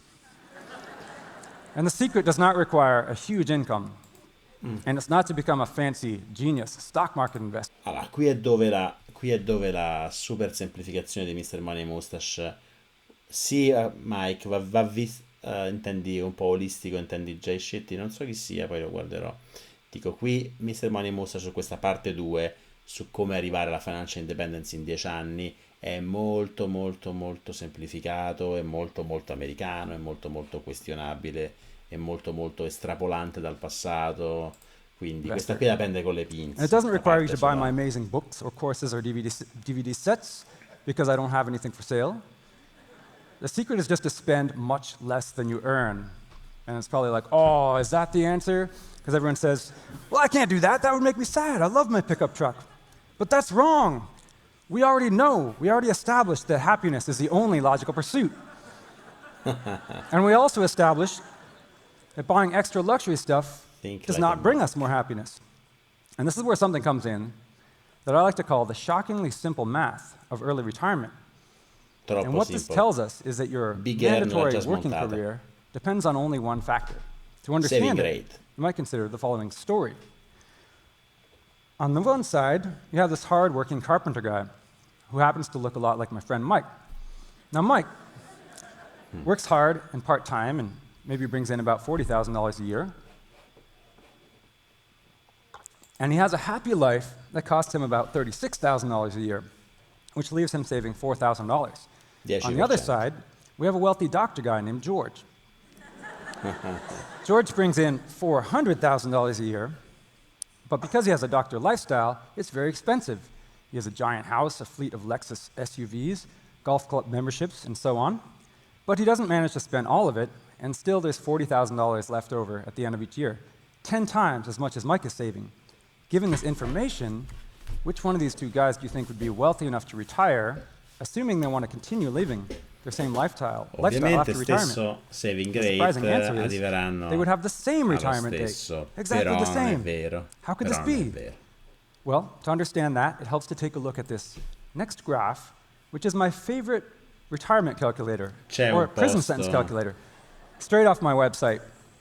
Poi c'è un post sul suo blog che si chiama The Shockingly Simple Math of Early Retirement, in cui mostra questo dovrebbe essere Networtify, è un calcolatore che mostra come in base al saving rate, con delle assunzioni fatte sui ritorni degli investimenti, in base al tuo saving rate quanto tempo ci metti per raggiungere la financial independence, che dipende solo dal saving rate. And as you can see, it's a long list of bars that start out huge on the left and slide nicely down as you move to the right. Now, this is a graph of how long you have to work. It turns out the only thing that controls how long you have to Quanta work percentuale di is how stipendio much of your risparmi? paycheck you can save after 10, tax 20, il as a 30%. percentage of your take-home pay. After tax. Now, if you look carefully, one of these bars says United Spoiler, io negli ultimi 6-7 anni ho risparmiato attorno al 70%, anche 75% un anno. Quest'anno navigo attorno al 60%, perché ho stipendio più basso e spese più alte. Però, States on it, and it's at around 6%. That means the average American saves con famiglia 6% sì, of their lui income, o io entrambi, spends con the famiglia other entrambi. 94%, and thus is on track to retire in about 60 years, which is the same as never. The only thing that saves us is our social security program, or inheritances, or little corner cases. Our Complimenti, savings rate is not big 50% enough, in and therein Italia lies the saving problem. rate. But if you Complimenti. just start making small changes, like just switching from the ridiculous cars and trucks that most of us buy with an average price of $30,000, Bravo, something grande reasonable, sciala- like buying a used scialasciasca. Honda off of Craigslist, for example, with money that maybe you actually have, can already bring you up to a savings rate of 20%, which Ora sta cuts dicendo un 20 po' di- years off of your prison sentence. Un po' Learning di to make a good strategie per meal at risparmiare home and soldi, not molto going out to dinner americane. 5 to 7 nights a week, like many people do in my kind of age range, makes another big notch. Learning to ride a bike and designing your life so you're not commuting back and forth 15,000 miles like the average American Suista per actually software does, according to the engineer. statistics, brings you up another giant notch. And just making a few other changes, like not air conditioning the crap out of your house 24 hours a day and doing 50 loads of laundry for one person, will bring you the rest of the way there. And if you can get to a savings rate around 64%, just as an example, that puts you to a career that's under 11 years. And that's exactly what I did during my career in software, using only my superpowers as naive Canadian man. I mean, here I was, thinking I was living this big, stavi fancy in life in my Milestone. new American Grande, forse job. l'avevi già detto? But because I only managed to spend part of my paycheck on fancy stuff, the other rest of it built up, and that left me free to retire before my first baby was born. Now, if I can do that, this actually works at almost every income level, by the way, and lower incomes Sì, it's però even ti more voglio important to risparmiare il become efficient at saving. 64% con uno stipendio But it's basso. almost effortlessly easy for those of us with higher incomes. And yet somehow, the higher income people are still almost as broke and stuck working almost as long as those of us with average incomes. Allora, ovviamente questo video è di qualche anno fa. Oggettivamente le cose sono un po' cambiate. C'è molta più discussione, c'è molta più... Se ne parla molto di più di financial independence anche nei luoghi come in Google era un topic quotidiano. Cioè, tutti si chiedono, a 45 anni non starò più lavorando. So if you got all that down pat, you're Forse- finally ready for part 3. We're on the home stretch. Work is better when you don't need the money. Now, it's wonderful to become rich enough to retire, as I said. And a lot of people, when presented with my unavoidable logic that early retirement is not as difficult as they thought, they pull out one final excuse. They're like, but I like my job. I'm a doctor, an entrepreneur, or some other cool thing. I could never retire. I don't know what I'd do if I retired. So I can keep spending all my money on crap, right? No. And of course the answer is no. You ignore Problem. Se una delle critiche, una delle cose che spesso vengono dette a chi parla di financial independence, ma io amo il mio lavoro, non voglio mai mollarlo, quindi perché devo pensare a risparmiare soldi? Mi piace tantissimo, lavoro tutta la vita. Ma non sta sempre a te, non sta sempre a te. Il tuo lavoro può cambiare, il tuo capo può cambiare, l'azienda può chiudere, possono licenziarti, il tuo lavoro può essere automato via. Tu puoi cambiare priorità. Or Mr. Money Mustache's advice at your own peril. Sta diluviando. Because no matter what your job, it gets way better if you don't need the money. I mean, put it this way. What if you woke up tomorrow and found $1 billion sitting next to you in a bag on the hotel bed? Would you change anything about your job? Maybe at least award yourself 3-day weekends or flexible work hours? Or would you consider saying yes if your favorite sister or your best friend called you up and invited you on a life-changing 3-month vacation and you had to take off quickly? If you're an entrepreneur, would you consider maybe being a bit more innovative with your company or treating your employees or your customers a little bit better? Esatto. Well, it really depends on how much you love your work, because we're really talking about two different things when we talk about work and money. The purpose of work is to create. It is to fuel your soul. Whereas the purpose of earning money is to have enough money. How much is enough? Well, enough to max out your happiness. After that, getting any more money will not make any difference in your happiness. Now, the good news is this is not the death bell of your career. It's more like the birth announcement. Because if you're still working when you don't need the money, you have no choice but to do that work truthfully. Bellissimo, bellissimo. Cioè, se stai ancora lavorando quando hai raggiunto la financial independence, non hai scuse, ma cioè, stai solo lì se il lavoro lo fai dal cuore, non stai più lì per i soldi, perché non è più, lo scopo non è più avere più soldi, ma è create. The purpose of work is create. Bello. Almost done. Now, I like to call this concept authenticity, and it's the most powerful form of marketing. You can put that on Twitter if you want. Ah, guarda, c'è un tizio prima che Your diventasse customers can smell it scemo. a mile away. And that's how I feel about this guy. I mean, if people sense that Ancora? you're not sucking every last dollar out of every transaction when you're conducting business with them, and you don't really even seem to care about making too much money on them, they come to realize, holy shit, Adesso this invece fa person is pump doing and this out dump of di love. shitcoin. And that's how I feel about the guy in this picture, Elon Musk. Because Elon, yeah, right on. Elon had over $165 million in cash when he sold PayPal back in 2002. È fondato The guy was like due 31 years aziende. old now, then, and that's about the same age I was when I quit my career as a software engineer with obviously Fondato much less money. SpaceX e Tesla con quei soldi. Now, $165 million is more than enough money to do whatever you like for the rest of your life in style. Like Elon could be floating around in a jet-powered hot tub filled with attractive people like sipping martinis and looking down at us right now over the cloud tops.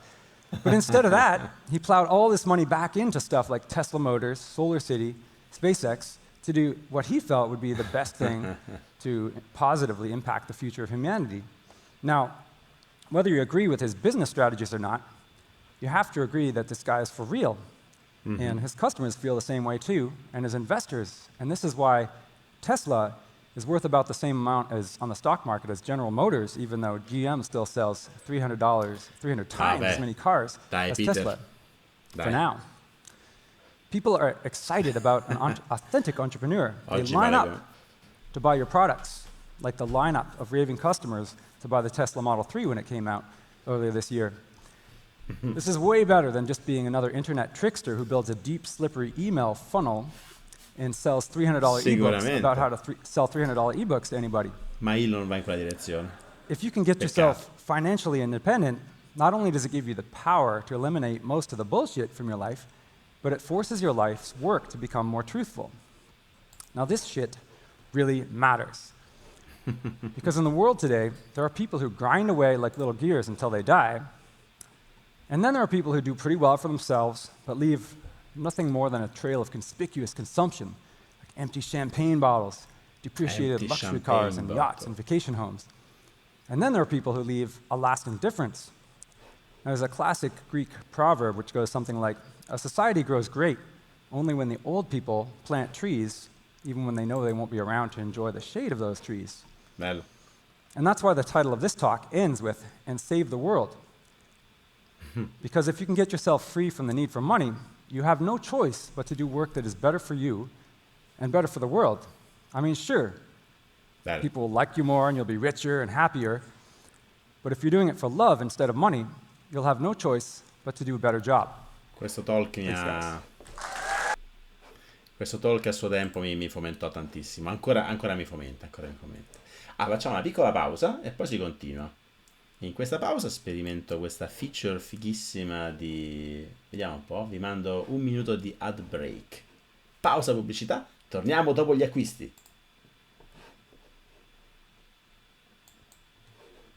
Consigli per gli acquisti.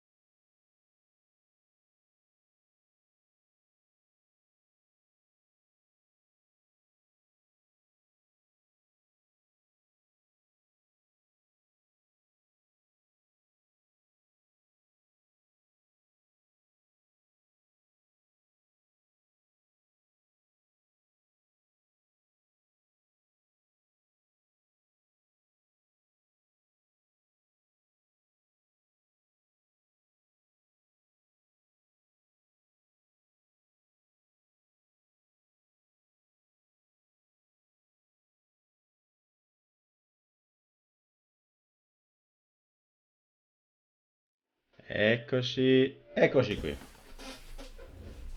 Ciao ragazzi.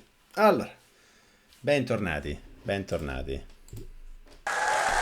Questo è finito e vediamo se c'è stato qualche commento che vogliamo parlare.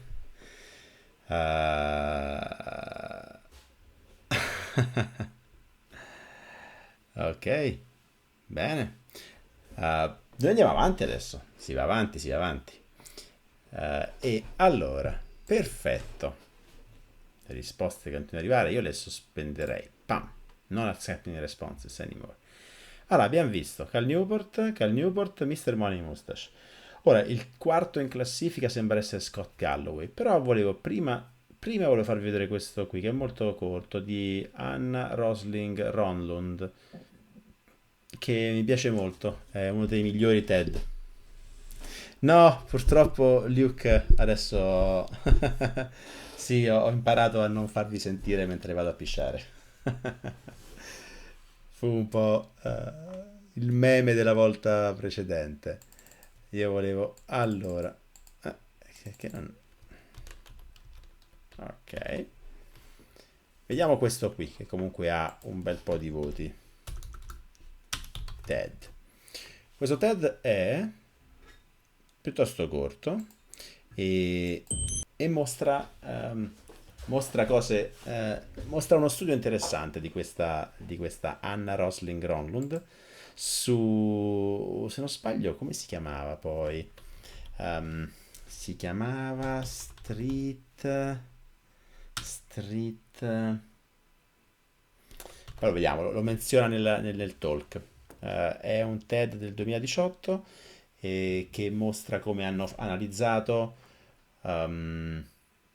vari aspetti economici della vita di una persona nel mondo e messi per percentili e quindi ci fa mettere molto molto in ci fa mettere ci fa relativizzare un po' quanto siamo benestanti.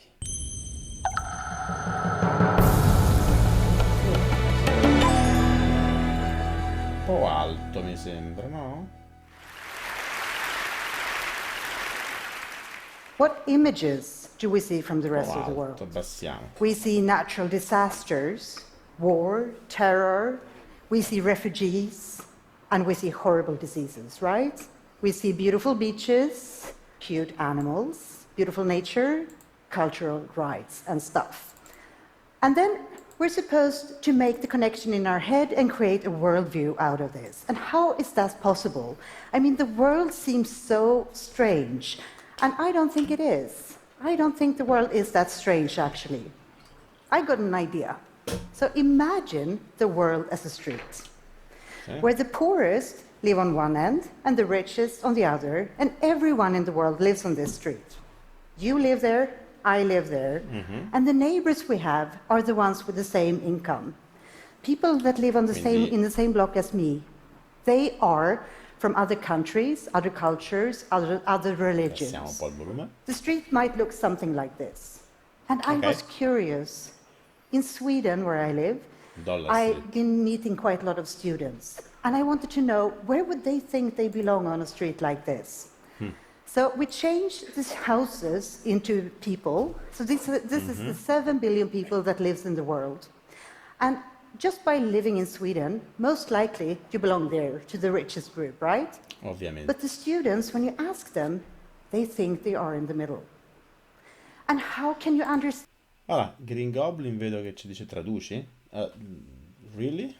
È un po' complicato tradurre tutto quanto in real time. Ok, per semplificare, c'è questo sito, Dollar Street, penso, adesso ci farà vedere, che lei e il suo gruppo di ricerca hanno messo su, che mostrano come se fosse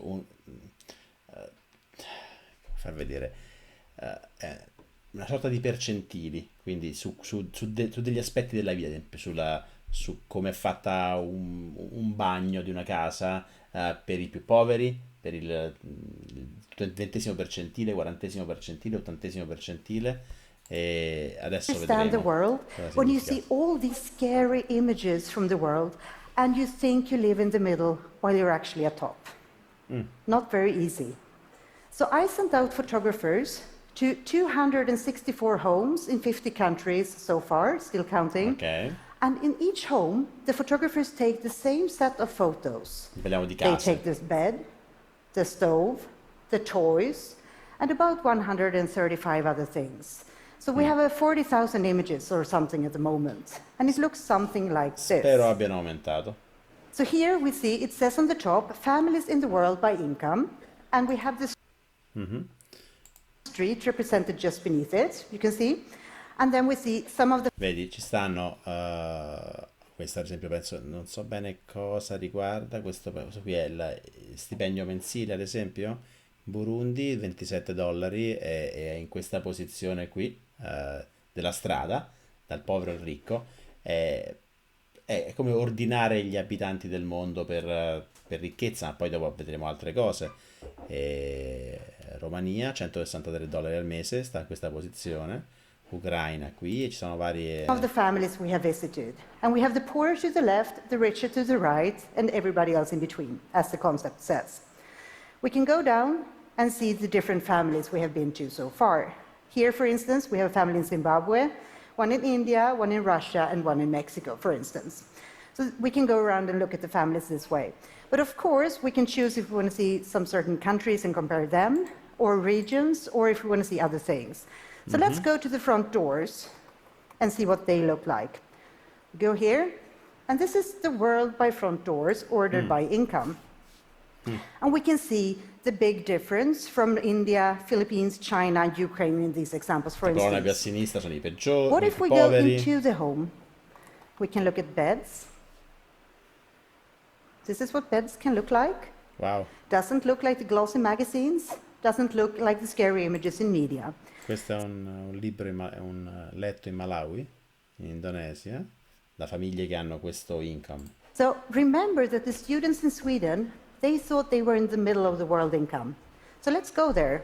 No, We they're not zoom the in middle. here by filtering the street to the middle, like this. And then I ask the students, so is this what your bedroom looks like? And they would actually not feel very at home. So we go down, see, do they feel more at home here?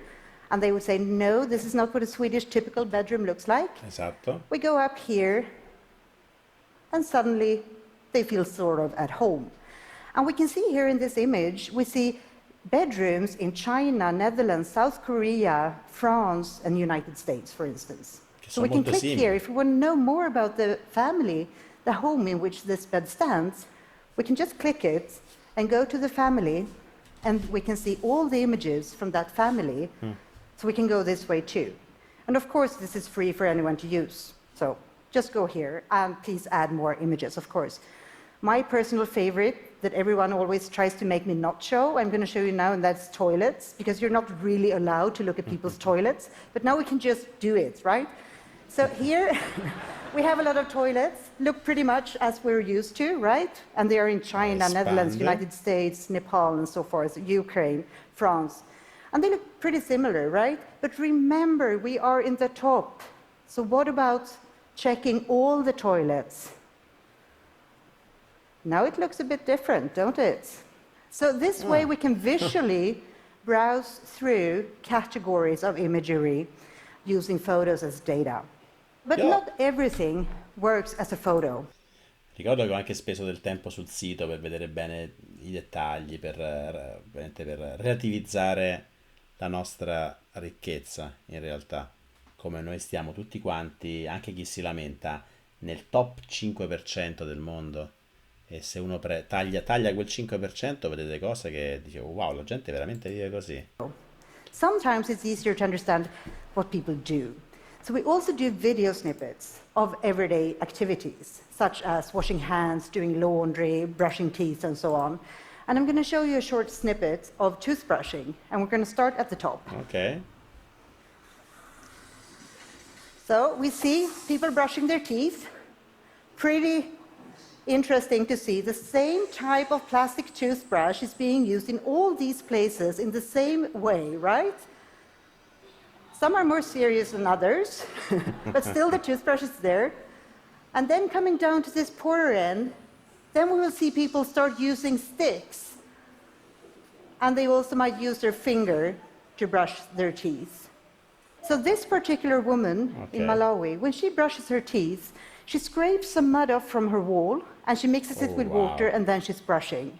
Wow. So therefore, in the Dollar Street material, we have tagged this image not only as her wall, which it is, but also as her toothpaste, because that is also what she uses it for. So we can say, in the poorer end of the street, you will use a stick or your finger. You come to the middle, you will start using a toothbrush, and then you come up to the top, and you will start using one each. Pretty nice, not sharing toothbrush with your grandma. And you can also look at some countries. Here we have the income distribution within US, most people in the middle. We have a family we visited in the richer end, the Howards. We can see their home here. And we also visited a family in the poorer end, down here. And then what we can do now is that we can do instant comparisons of things in their homes. So let's look in their cutlery drawer. So observe the Hadleys. They have all their cutlery in a green plastic box. And they have a few different types, and some of them are plastic. While the Howards, they have this wooden drawer with small wooden compartments in it and a section for each type of cutlery. We can add more families, and we can see kitchen sinks or maybe living rooms. Of course, we can do the same in other countries. So we go to China, we pick 3 families, we look at their houses, we can look at their sofas, we can look at their stoves. And when you see these stoves, I think it's obvious that it's a stupid thing that we usually, when we think about other countries, we think they have a certain way of doing things. But look at these stoves, very different, right? Because it depends on what income level you have, how you're going to cook your food. But the cool thing is when we start comparing across countries. So here we have China and US, and see the big overlap between these two.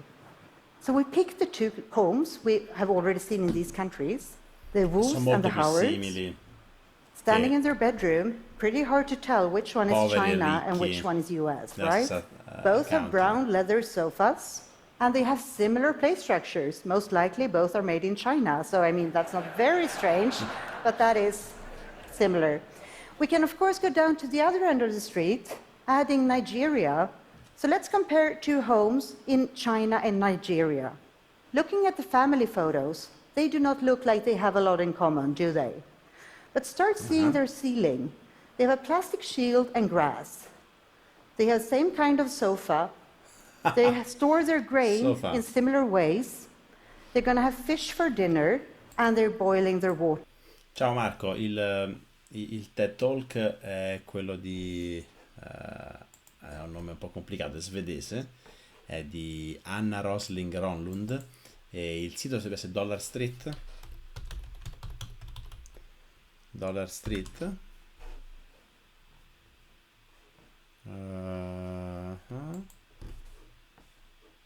Questo qui si può giocare, è molto interessante, ripeto, a me In identical ways. mi continua a If tornare we in would testa questo visit TED Talk, l'ho any visto of anni these fa. homes, there's a huge risk that we would say that we know anything about the specific way you do things in China or Nigeria, while Figurati. looking at this, it's quite obvious. This is how you do things on this income level. That is what you can see when you go through the imagery in Dollar Street.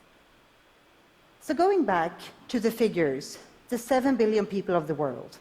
Now we're going to do a quick recap. We're going to look at comparisons of things in the poorest group. Beds, roofs, Mamma mia. cooking, and observe in all these comparisons, the homes are chosen so they are in completely different places of the world. But what we see is pretty identical. So the poorest billion cooking would look somewhat the same in these two places. You might not have shoes. Shoes. Eating, if you don't have a spoon.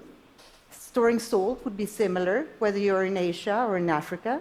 And going to the toilet would be pretty much the same experience, whether you're in Nigeria or Nepal.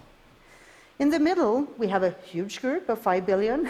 But here we can see you will have electric light, No, most conosco il likely. padre, You will Hans no Rosling. longer sleep on the floor. You will store your salt in a container. You will have more than one spoon. You will have more than one pen. The ceiling is no longer leaking that much. You will have shoes. You might have a phone, toys, and produce waste. Coming to our group up here, similar shoes, Jordan, US.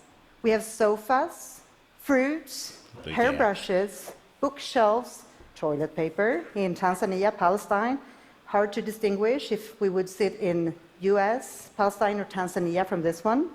Vietnam, Kenya, wardrobes, lamps, black dogs, floors, soap, laundry, clocks, computers, phones, and so on, right? Computers. So we have a lot of similarities all over the world. And the images we see in media, they show us that the world is a very, very strange place. But when we look at the Dollar Street images, they do not look like that.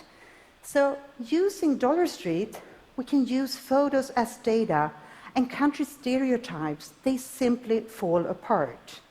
So the person staring back at us from the other side of the world actually looks quite a lot like you. And that implies both a call to action and a reason for hope. Thank you. Bello, mi è piaciuto molto questo qui. Rivedendolo, non è un TED Talk life changing, ma ripeto, ci tenevo a farvelo vedere per razionalizzare, per mettere un po', relativizzare un po' il senso della vita. Ok, bene, si va avanti. Vedo che siete un po' scappati dopo la pausa, siete rimasti una trentina, va benissimo, dai, andiamo avanti.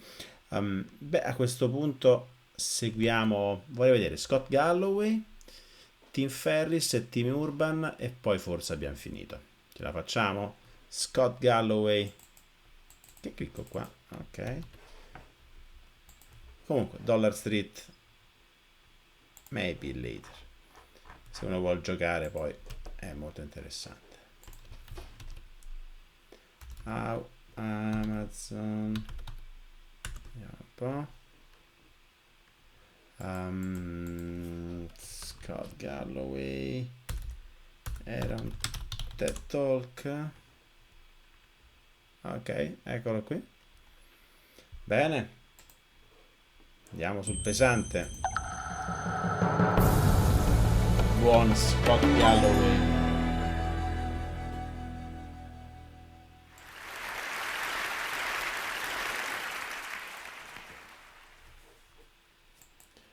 Prima di tutto, conoscete Scott Galloway? Spero di sì. È questo personaggio docente di... non ricordo cosa, non ricordo in quale università. Ha uno show su YouTube, Prof G Show. Aveva anche altre ha su Substack ha una mailing list molto popolare. È in gamba, è un po' un tecnologo, futurologo. Cos'è sta roba di Galloway? Vediamo un po'. Che suggerisce Mike. Che cos'è sta roba qui? Galloway Index. Bellissimo. Vediamo So un this po'. is the first and the Aspetta, questa non la conosco. Beth. Sì, lui fa spesso delle... che c'è? C'è l'indice contro... Dai, capolavoro. Bet against the professor. Bellissimo, poi lo guardo. last slide, each of my 6,400 students over the last 15 years has seen. I do not Yeah. believe you can build a multi-billion-dollar organization unless you are clear on which instinct or organ you are targeting. Our species has a need for a super being. Our competitive advantage as a species is our brain. Our brain is robust enough to ask these really difficult questions, but unfortunately doesn't have the processing power to answer them, which bello. creates a need for a super being that we can pray to and look to for answers. What is prayer?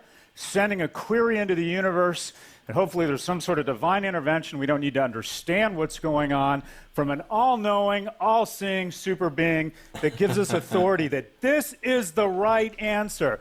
Will my kid be all right? You have your planet of stuff, you have your planet of work, you have your planet of friends. If you have kids, you know that once something comes off the rails with your kids, everything melts in your universe to the sun that is your kids. Will my kid be all right? Symptoms and treatment of croup in the Google query box. 1 in 6 queries presented to Google have never been asked before in the history of Okay. mankind. What priest, teacher, rabbi, scholar, mentor, boss has so much credibility that 1 in 6 questions posed to that person have never been asked before? Google is our modern man's God. Imagine your face and your name above everything you've put into that box, and you're going to realize you trust Google more than any entity in your history. Let's move further down the Probabilmente. torso. Vero. One of the other wonderful things about our species is we not only need to be loved, but we need to love others.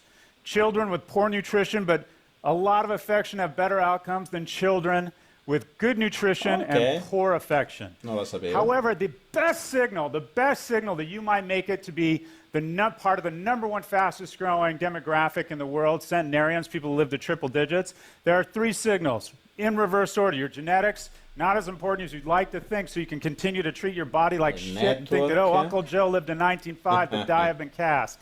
It's less important than you think. Number 2 is lifestyle. Don't smoke. Don't be obese, and use pre-screen. Get rid of about poi social 2/3 connection. of early cancers and cardiovascular disease. The number one indicator or signal that you'll make it to triple digits, how many people do you love?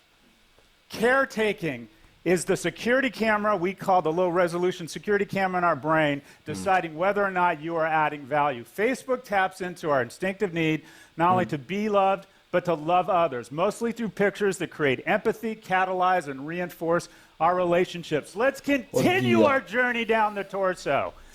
Amazon is our Oddio, che Facebook fa leva sul nostro desiderio di amare gli altri. consumptive gut. The instinct of more is hardwired into us. The penalty for too little is starvation and malnutrition. Open your cupboards, open your closets. You have 10 to 100x times what you need. Why? Sì, lo Because dice the anche penalty Mr. for Money too Mustache. little is much greater than the penalty for too much.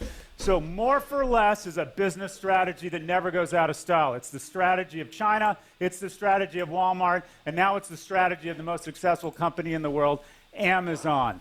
You get more for less into your gut, digest, send it to your muscular and skeletal system of consumption. Moving further, once we know we will survive, the basic instinct, we move to the second most powerful instinct, and that is to spread and select the strongest, smartest, and fastest seed to the four corners of the earth, or pick the best seed. This is not a timepiece. I haven't wound it in 5 years. It's my vain attempt to say to people, if you mate with me, your children are more likely to survive than if you mate with someone wearing a Swatch watch. The key to business is tapping into the irrational organs. Irrational is Harvard Business School and New York Business School term for fat profit margins and shareholder value. High caloric pace for your children. No, you love your choosy mom. Why choosy moms choose Jif? You love your kids more. The greatest algorithm for shareholder creation from World War II to the advent of Google was taking an average product and appealing to people's hearts. You're a better mom, a better person, a better patriot if you buy this average soap versus this average soap. Now, the number one algorithm for shareholder value isn't technology. Look at the Forbes 400. Take out inherited wealth, take out finance. The number one source of wealth creation, appealing to your reproductive organs. The Lauders, the number one wealthiest man in Europe, LVMH. Numbers 2 and 3, H&M and Inditex. You want to target the most irrational organs for shareholder value. Not sure. As a result, these four companies, Apple, Amazon, Facebook, and Google, have disarticulated who we are. God, love, consumption, sex. The proportion and your approach to those things is who you are, and they have reassembled who we are in the form of for-profit companies. At the end of the Great Recession, the market capitalization of these companies was equivalent to the GDP of Niger. Now it is equivalent to the GDP of India, having blown past Russia and Canada in 13 and 14. There are only 5 nations that have a GDP greater than the combined market capitalization Mi sa che oggi hanno superato anche molte altre nazioni con il GDP. Of these four firms. Something is happening, though. The conversation just a year ago was which CEO was more Jesus-like, who is running for president. Now the worm has turned. Everything they're doing is bothering us. We're worried they're tax avoiders. Walmart, since the Great Recession, has paid $64 billion in corporate income tax. Amazon has paid 1.4. How do we pay our firefighters, our soldiers, and our social workers if the most successful companies in the world don't pay their fair share? Pretty easy. That means the less successful companies have to pay more than their fair share. Alexa, is this a good thing? This is despite the fact. This is despite the fact that Amazon has added the entire market capitalization of Walmart to its market cap in the last 19 months. Right. Okay. Whose fault is it? It's our fault. We're electing regulators who don't have the backbone to actually go after these companies. Facebook lies to EU regulators. Di che anno è questo talk? Vediamo un po'. Non è vecchissimo. 2017. Amazon adesso sta un po'. Say it would be impossible for us to share the data between our core platform and our proposed acquisition of WhatsApp. Approve the merger. They approve the merger, and then, spoiler alert, they figure it out. And the EU says, I feel lied to. We're finding you $120 billion, about 0.6% of the acquisition price of $19 billion. If Mark Zuckerberg could take out an insurance policy that the acquisition would go through for 0.6%, wouldn't he do it? Anti-competitive behavior, a $2.5 billion fine, $3 billion of the cash flow, 3% of the cash on Google's balance sheet. We are telling these companies the smart thing to do, the shareholder-driven thing to do, is to lie and to cheat. We are issuing 25-cent parking tickets on a meter that costs $100 an hour. The smart thing to do is lie. Job destruction. Allora, un po' esagerato, dicendo come se noi dessimo una multa di 25 centesimi a chi parcheggia in un posto da $100 che non paga il parcheggio. In realtà è un po' più complicato di così, un po' più complicato di così. Amazon only needs one person. quando ero in Google, le discussioni interne anche su alcune multe state fatte a Google e gli appelli a cui ha partecipato Google, non è così semplice, non è così semplice. For 2 at Macy's. If they grow their business $20 billion this year, which they will, we will lose 53,000 cashiers and clerks. This is nothing unusual. This has happened all through our economy. We've just never seen companies this good at it. That's one Yankee Stadium of workers. It's even Sì, però questo è un argomento che non mi piace. Cioè, ok, Amazon 50.000 employee in più e Walmart ne perde 100.000 di clerk, di persone, come si chiama, di commessi. Lo so, però qui entriamo in un discorso molto molto delicato, è quello del lavoro inutile, che io combatto. Non è che ora stiamo dicendo però sai, i trattori nelle campagne hanno abolito i braccianti, siamo contenti, i braccianti a suo tempo, nessuno c'è più il bracciante e possiamo liberare per fare lavori più intellettualmente stimolanti. Sono contento se spariscono i commessi, se stabiliamo che non portano valore, come sono contento se spariscono i casellanti autostradali, cioè lavori che non portano valore, se spariscono ne ha vantaggio l'economia, che non vada accentrato nelle mani di pochi questo vantaggio, sono d'accordo. It's even worse in media. Facebook and Google grow their business $22 billion this year, which they will. We're going to lose approximately 150,000 creative directors, planners, and copywriters, or we can fill E sti cazzi, come direbbe Nando Martellone, che perdiamo i copywriter. Porca miseria. up 2.5 Yankee stadiums and say, you are out of work courtesy of Esatto. Amazon. We now get the majority of our news from our social media feeds, and the majority of our news coming off of social media feeds is fake news. Bellissimo. Volevo dire un'altra cosa, ma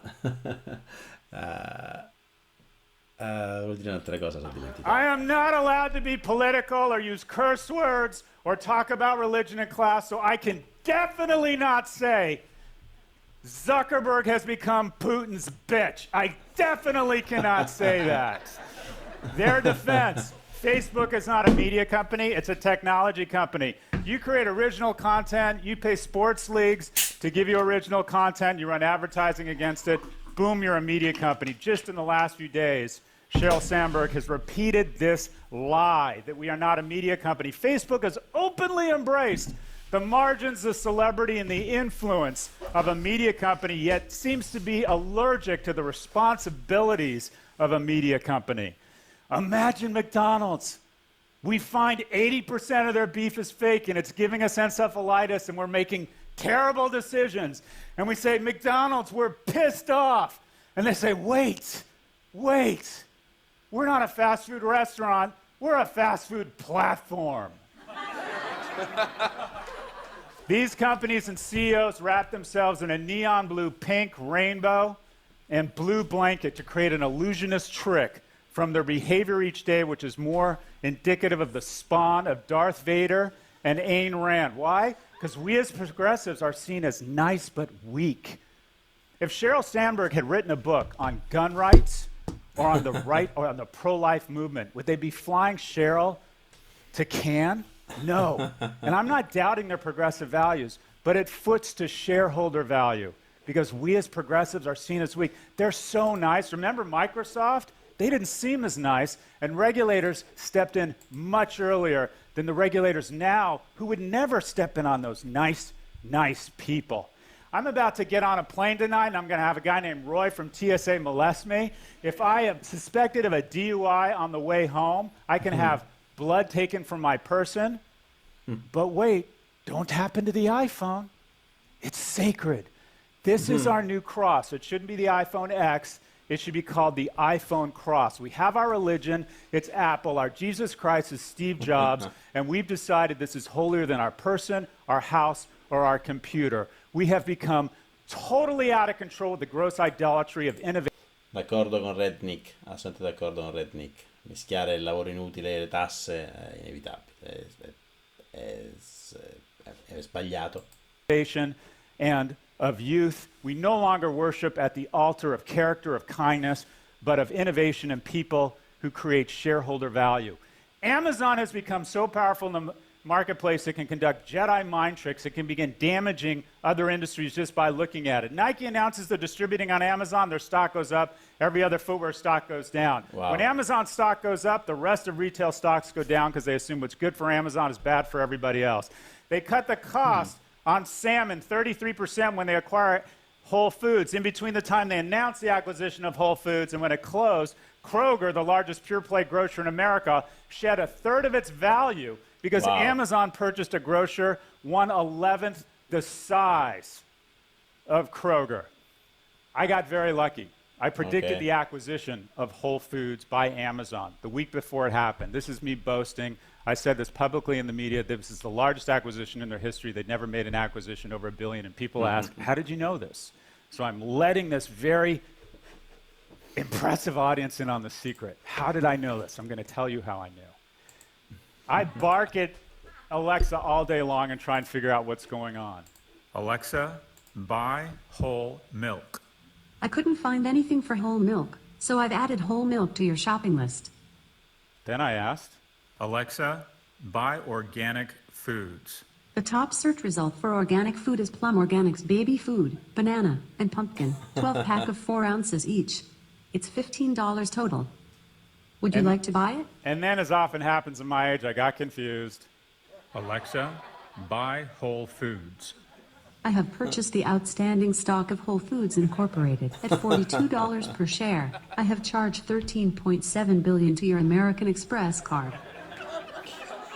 I thought that'd be funnier. We've personified these companies, and just as when you're really angry over every little thing someone does in your life and relationships, you got to ask yourself, what's going on here? Why are we so disappointed in technology? And I believe it's because the ratio of 1% pursuit of shareholder value and 99% the betterment of humanity that technology used to play has been flipped. And now we're totally focused on shareholder value instead of humanity. 100,000 people came together for the Manhattan Project and literally saved the world. Technology saved the world. My mother was a 4-year-old Jew living in London at the outset of the war. If we had not run the foot race towards splitting the atom, would she have survived? It's unlikely. 25 years later, most impressive accomplishment arguably ever in all of humankind, put a man on the moon. 430,000 Canadians, British, and Americans came together, again with very basic technology, and put a man on the moon. Now we have the 700,000 best and brightest, and these are the best and brightest from the 4 corners of the earth. They are literally playing with lasers relative to slingshots, relative to the squirt gun. They have the GDP of India to work at. And after studying these companies for 10 years, I know what their mission is. Is it to making us click to ads? Organize the world's information? Is it to connect us? Is it to create greater comity of man? It isn't. I know why we have brought together. I know that the greatest collection of IQ, capital, and creativity, that their sole mission is to sell another fucking Nissan. My name is Scott Galloway. I teach at NYU, and I appreciate your time. Bello, bello. Okay. C'è il Q&A con... Not planned, but you prompted some questions in me, Scott. That was a spectacular rant. Questo è Chris Anderson, il owner della TED Conference. Is this like Letterman when you do well, he calls you onto the couch? No, you're going to the heart of the conversation right now. Like, everyone's aware that, after years of kind of worshipping Silicon Valley, suddenly the worm has turned, and in such a big way. I mean, to some people here will just feel like you're piling on, you're kind of kicking the kids who've already been kicked to pieces anyway. Don't you feel any empathy for them at all? None whatsoever. Look, this is the issue. It's not their fault, it's our fault. They're not concerned with their for-profit companies. They're not concerned with the condition of our souls. They're not going to take care of us when we get older. We have set up a society that values shareholder value over everything, and they're doing what they're supposed to be doing. But we need to elect people, and we need to force ourselves to force them to be subject to the same scrutiny that the rest of business endures, full stop. There's another narrative that is arguably equally consistent with the facts, which is that there's been, that there actually is good intent in much of the leadership, I won't say everyone necessarily, many of the employees, and that many, I mean, we all know people who work in those companies, and they still are pretty convincing that their mission is to do stuff. So the alternative narrative is that there have been unintended consequences here, that the technologies that we're unleashing, the algorithms that we're attempting to personalize the internet, for example, have kind of been resulted in weird effects like filter bubbles that we weren't expecting, and B, made themselves vulnerable to weird things like, oh, I don't know, Russian hackers creating accounts and doing things that we didn't expect. Isn't the Mi piace questa domanda che gli fa Anderson in realtà dentro queste compagnie, dentro queste companies la narrativa è diversa, ma lo so anch'io, io ero in Google e lo so, la narrativa era no, noi siamo il bene, noi stiamo facendo il bene, almeno noi peones, noi bassi livelli, nell'alto nell'Olimpo non so bene cosa accadeva, però come dire, la narrativa è no, si sta facendo del bene, la missione è sempre quella, unire l'informazione per Google, connettere il mondo per Facebook, però c'è stata qualche conseguenza unintended, no? Cioè non volontaria, involontaria, non attesa. No, c'è troppo marcio c'è troppo marcio.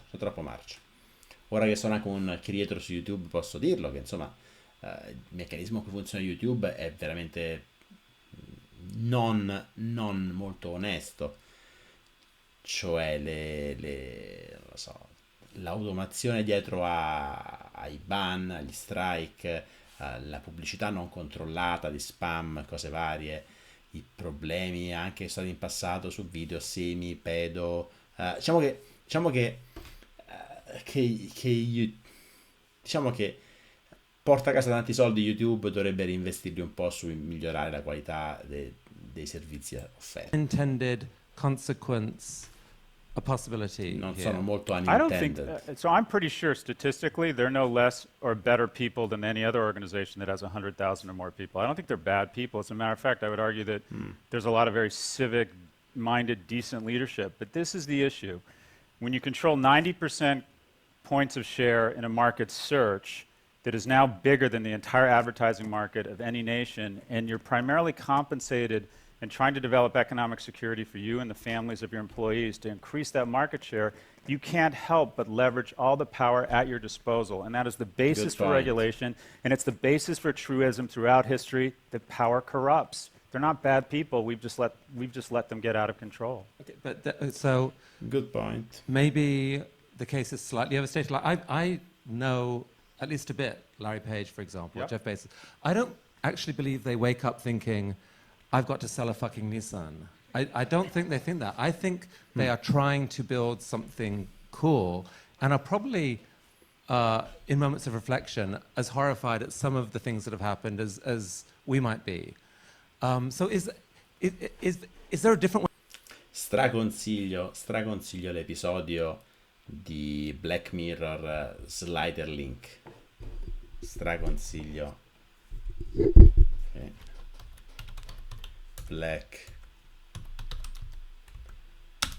Black Mirror Slider Link or Slider Link. Black Mirror episode Slider Link tipo su Facebook, Smithereens, questo qua è un presa in giro, diciamo, è un